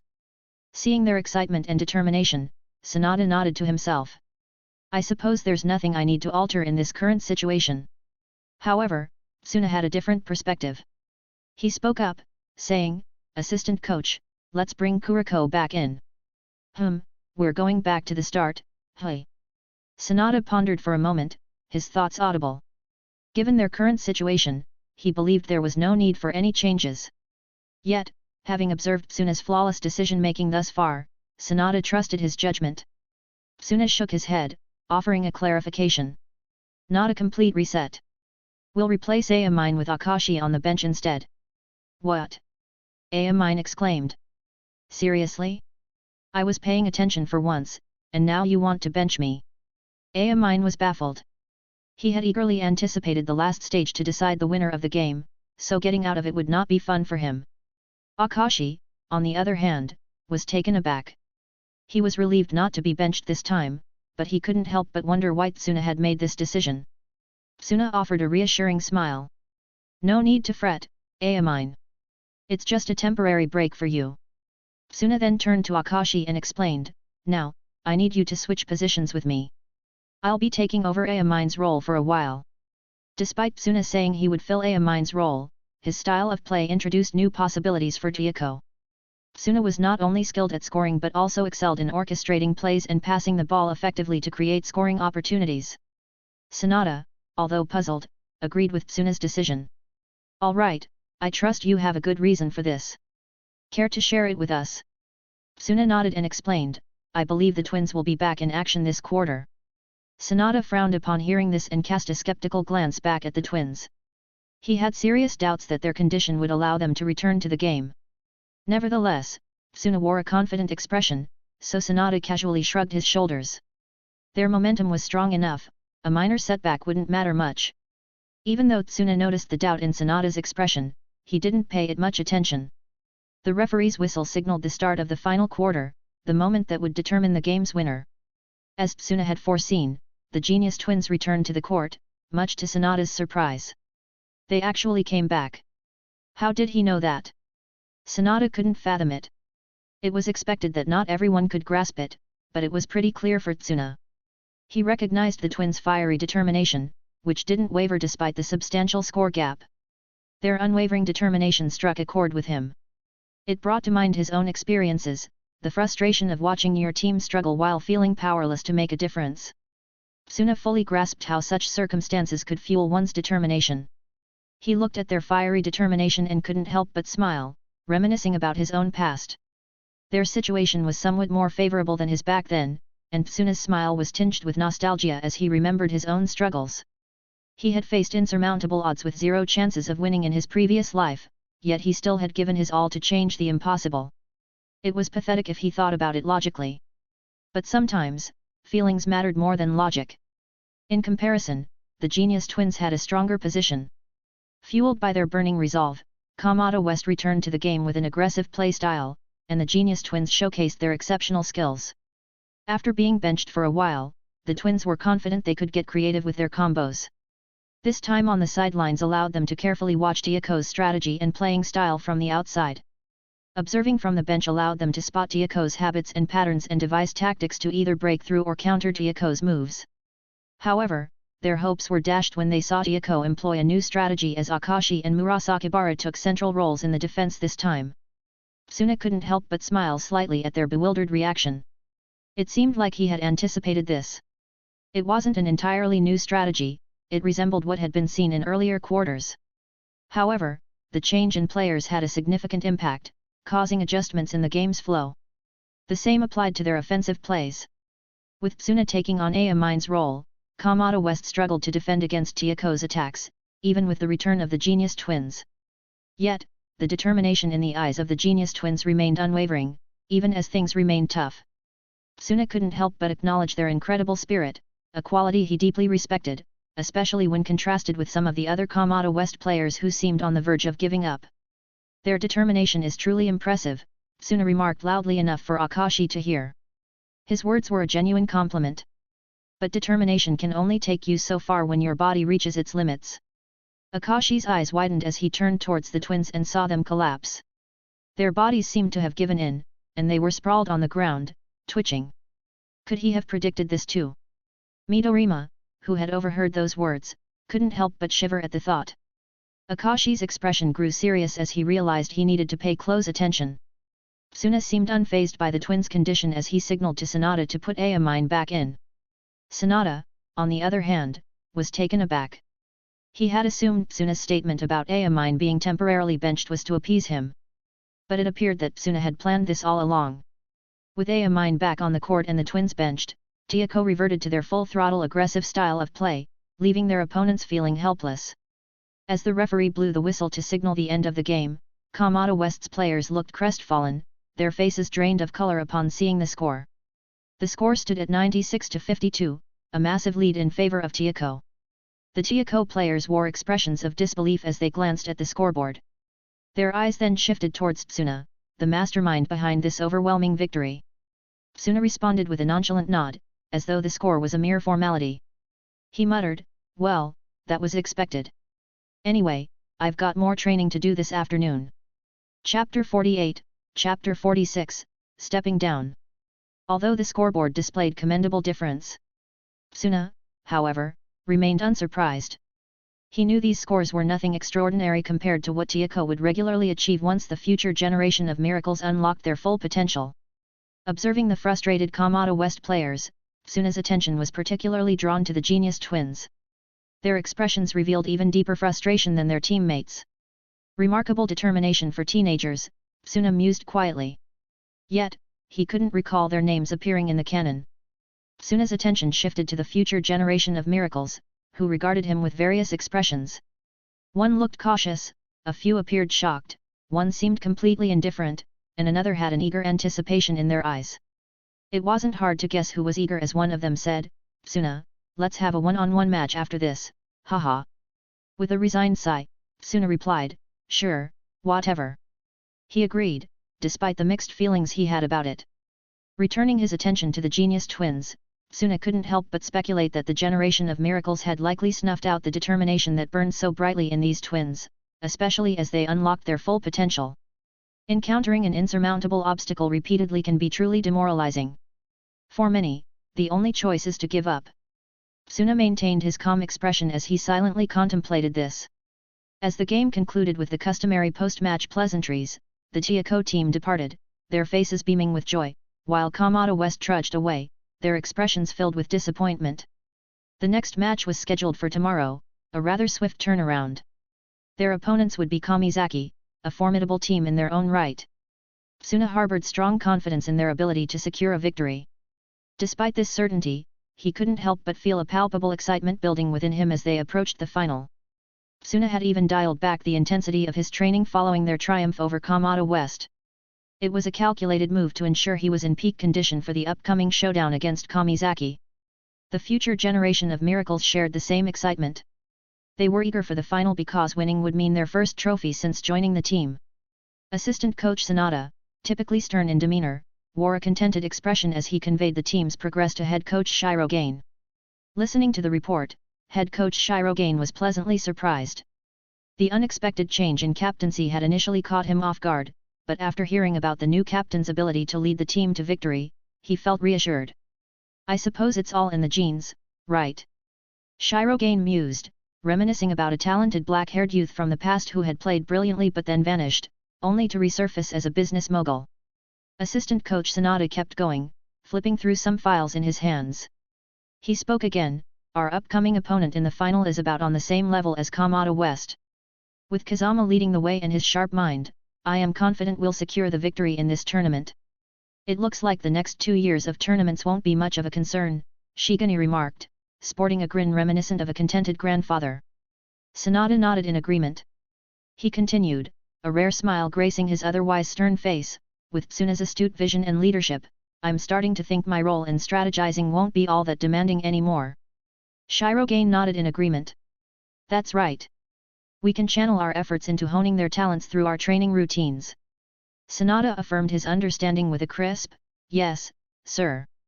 The conversation continued between assistant coach Sonata and head coach Shirogane. It delved into various matters, particularly when the head coach mentioned his upcoming retirement this year. This implied that Sonata would be stepping into the role next year, and there was much to prepare for. The next day, when Tsunade thought he might have a smooth transition into the head coach role. "What? Are you King serious?" Amine shouted right in front of Tsuna's face. The others in the changing room wore equally surprised expressions. Tsuna responded with a faint twitch of his lips, extending his hand to keep Amine at bay. It was a rare sight to see Tsuna at a loss for words. "Yes, that's why I needed to inform all of you that this game will mark the end of my career as your captain," Tsuna declared, casually muffling Amine's exclamations with his hand. "Not just as your captain, but also as your teammate," Tsuna declared. He had chosen this moment to reveal that he would return to the United States after completing his first year at Teiko Junior High. Tsunade, looking weary, rubbed his temples in exasperation. Tsuna's decision was unprecedented. Not only was he the youngest captain ever in Teiko's basketball club, but he was also the quickest to step down from the position after attaining it. Akashi pondered momentarily, asking, "Is it because of that accident, Tsunayashi?" "Yeah, I could only convince my mother to let me stay for a year here after that."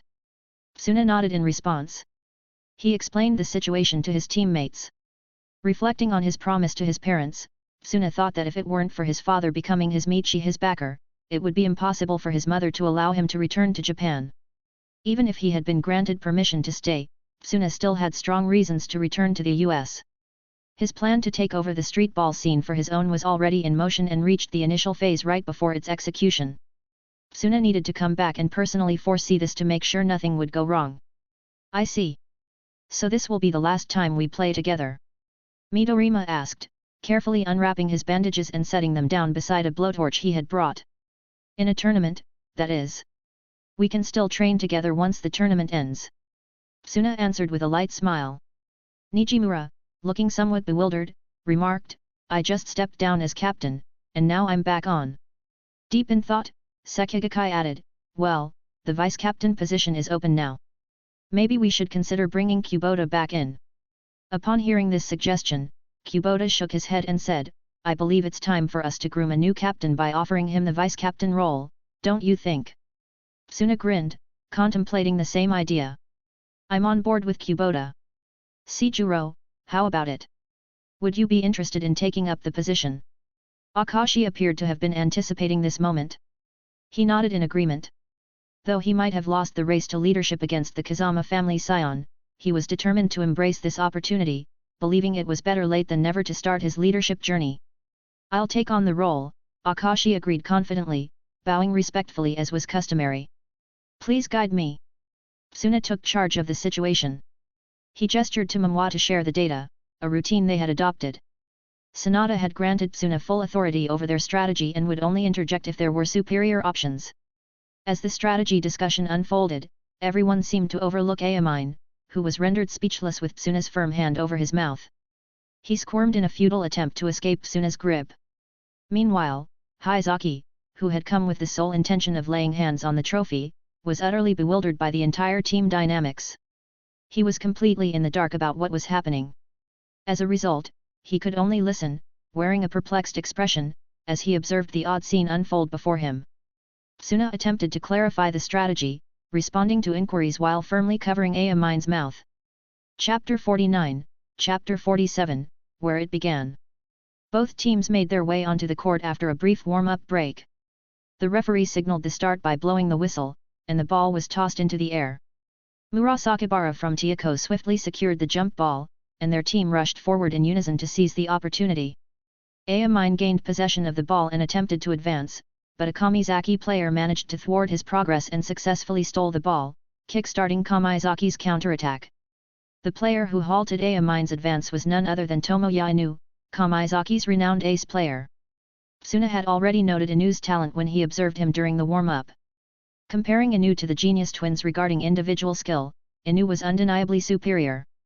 This became evident as Inu continuously thwarted Amine's attempts, causing Teiko to struggle to increase their score. It seemed like their primary scorer was having a tough time. However, Tsuna remained confident in his team. He signaled for Kuroko to assist Amine, just like the iconic combination of Kagami and Kuroko in the original series. This collaboration was crucial for their strategy to run smoothly. But, in the end, having one skilled player won't be enough to stop us. This thought crossed his mind as Amine successfully made a breakthrough with support from Kuroko. Although Kamizaki was a formidable team with Inu as their ace. In Tsuna's view, the combined strength of the genius twins was even more formidable than Kamizaki's ace player, Inu. Dealing with these twins proved to be a greater challenge.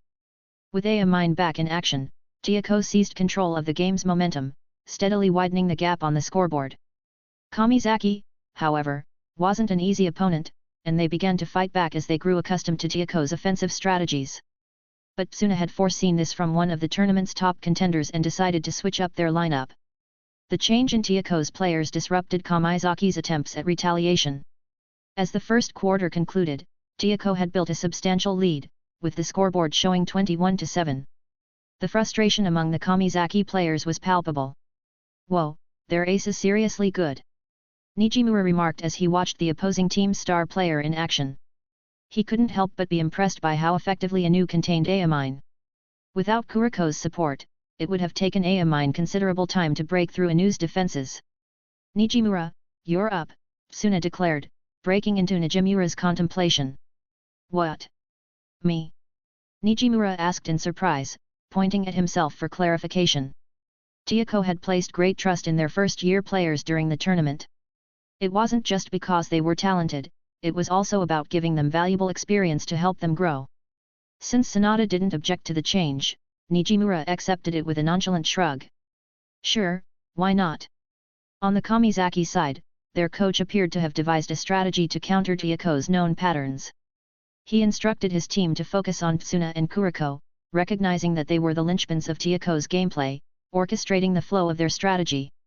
At the start of the second quarter, Kamizaki's determination to disrupt Tiyako's momentum was quickly derailed by yet another unexpected change in Tiyako's game plan and strategy.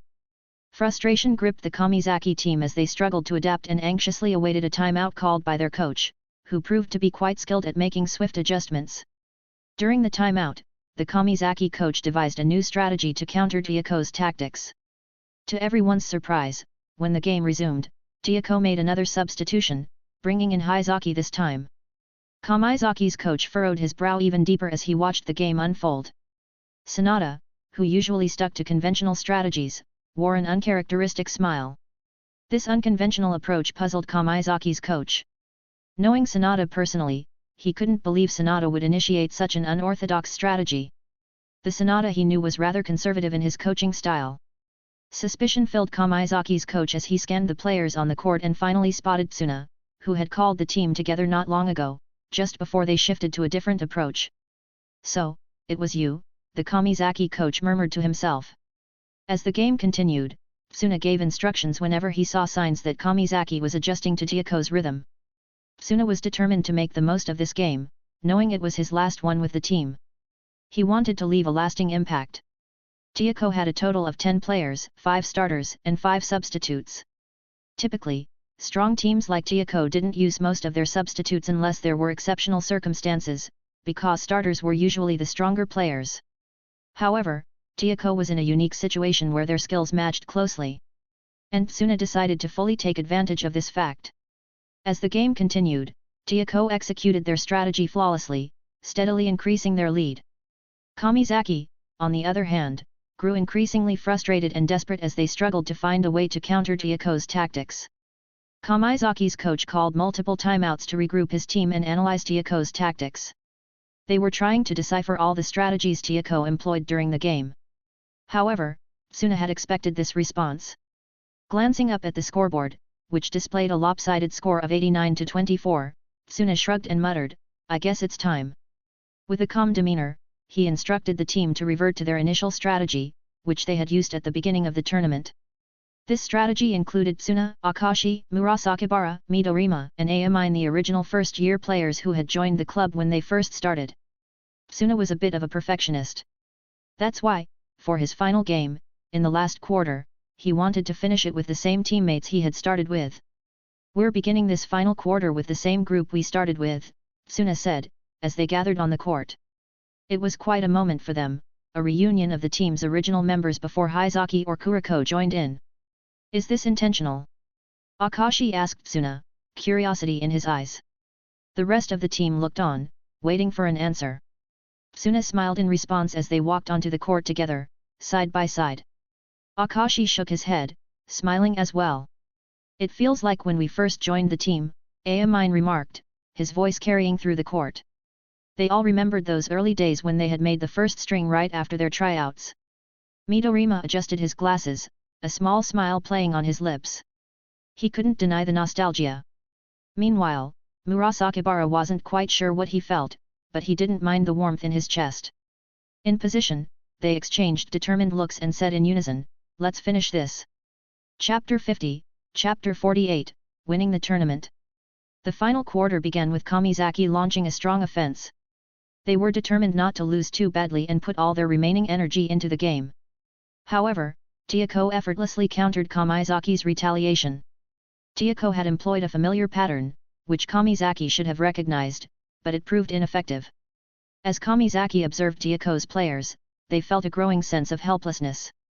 The players' eyes burned with even greater intensity as if they had found a new wellspring of motivation. Kamizaki's coach clenched his teeth in frustration as he watched their score slip further and further behind Tiyako's. They had exhausted all their timeouts, leaving the game's fate in the hands of their captain. But, their hopes seemed distant, shattered by the fiery determination in Tiyako's eyes. Tiyako overwhelmed Kamizaki's defense and crushed their spirits. When the referee blew the final whistle, the entire gymnasium fell into an intense silence.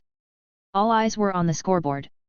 The score stood at 112-33, a resounding victory for Tiyako. Tsuna's eyes rose to meet the scoreboard, a satisfied grin curling on his lips. This victory held a unique place in his heart, marking his first tournament win across both of his lifetimes. He turned his gaze to his teammates, observing the mix of emotions on their faces. Amine, brimming with boundless energy, let out a triumphant scream, piercing the night air. His primal roar served as the spark that ignited a cacophony of emotions in the arena. The atmosphere was electric, a palpable buzz of anticipation. The collective roar of the crowd created a symphony of voices, an emotional orchestra that resonated throughout every corner of the arena. The same went for the rest of the Tiyako team. Their faces lit up with joy over their victory. Teammates who had been waiting on the bench rushed onto the court, in a wave of celebration. They gathered around Tsuna, their laughter and joy infectious, as they all basked in the sweet taste of triumph together. A completely different picture was painted at the other end of the court. Kamizaki's players had their heads down and their shoulders slumped. Sweat soaked their jerseys, and their faces showed a blend of fatigue, frustration and acceptance. Their captain, a determined figure, attempted to offer some words of solace, but the triumphant roars of the celebrating spectators drowned out his voice. Their hopes had faded, crushed by the stark numbers on the scoreboard, which displayed a significant lead for Tiyako. Kamizaki's star player, Tomoya Inu, held the basketball close to his chest, his fingers gripping it intensely. The frustration etched on his face was evident. Every ounce of his effort and determination had gone into each shot, yet victory had remained elusive. The tears in his eyes were a stark reminder of his disappointment. Their coach approached, wearing an expression that conveyed his deep understanding of their anguish. He placed a comforting hand on the captain's shoulder, offering words of comfort and insight, though they provided little consolation at that moment. This contrast scene continued as the referee signaled for both teams to officially gather on the court to conclude the game. After the formalities were over, Kamizaki left the court with a downcast expression, a sharp contrast to Tiyako's jubilant face. They stayed behind, basking in the court's glow, ready to participate in the award ceremony and accept their hard-earned trophy. Amine, in his usual energetic style, slapped Tsuna's shoulder, trying to boost his spirits. "Come on, man! It's our first tournament win. Let loose." Tsuna chuckled and shook his head. His smile was genuine as he replied, "I am happy, Daiki. Don't you see that on my face? Hey, dude, get into it! Shout it out!" Amine sensed that Tsuna's enthusiasm for their victory was somewhat lacking. He noticed Tsuna had a content smile, which didn't sit right with him. Amine thought Tsuna should be yelling and celebrating like the rest of them. Tsuna, however, just shook his head and pointed toward Akashi, Midorima, Kuroko and Murasakibara. He chuckled as he explained, "See, these guys are just like me, Daiki." "These guys?" Amine let out a colorful curse as he hurriedly approached them, determined to get everyone fired up, just like he tried with Tsuna. Amine's efforts were moderately successful. He managed to coax Kuroko and Murasakibara into shouting along. It was somewhat expected from Kuroko, but seeing Murasakibara join in, even half-heartedly, surprised everyone. However, it all made sense when they noticed that Murasakibara was clutching a box filled to the brim with a tower of snacks. Observing this spectacle, Tsuna, Akashi, and Midorima couldn't help but exchange amused glances. Their celebration momentarily derailed. The tournament committee soon intervened, signaling the start of the awarding ceremony. A series of speeches followed, featuring dignitaries from the government, the committee's chairman, the coaches, and a representative from the victorious team, in this case, Tsuna. The ceremony continued with the presentation of medals, each player receiving one. Finally, it was Tsuna, the captain of Tiako, who was beckoned to step forward and accept the championship trophy. A tidal wave of cheers swept through the gymnasium as Tsuna clutched the championship trophy. The sheer joy of victory was etched on the faces of his Tiako teammates. Tsuna couldn't contain his contentment with the gleaming trophy in his grasp. He hoisted it high into the air, a triumphant display that the cameras eagerly captured. The roar of the crowd swelled even louder in response. However, amid the jubilation, Tsuna felt a complex emotion churning within him, like a tempest in his soul. He was deeply grateful for this newfound chance at success, for the camaraderie and the taste of victory that had long eluded him. The joy was genuine, as was the happiness that he could see reflected in his teammates' eyes. Yet, beneath it all, a profound sense of emptiness tugged at his heart. It was a feeling he couldn't quite put into words. Perhaps it was the realization that victory, while sweet, was not the ultimate fulfillment he had imagined. As he gazed at each of his fellow future generation miracles, Tsuna contemplated this hollowness. In his quiet thoughts, he couldn't help but wonder if this was a glimpse of what they had felt in their future. Thanks for listening.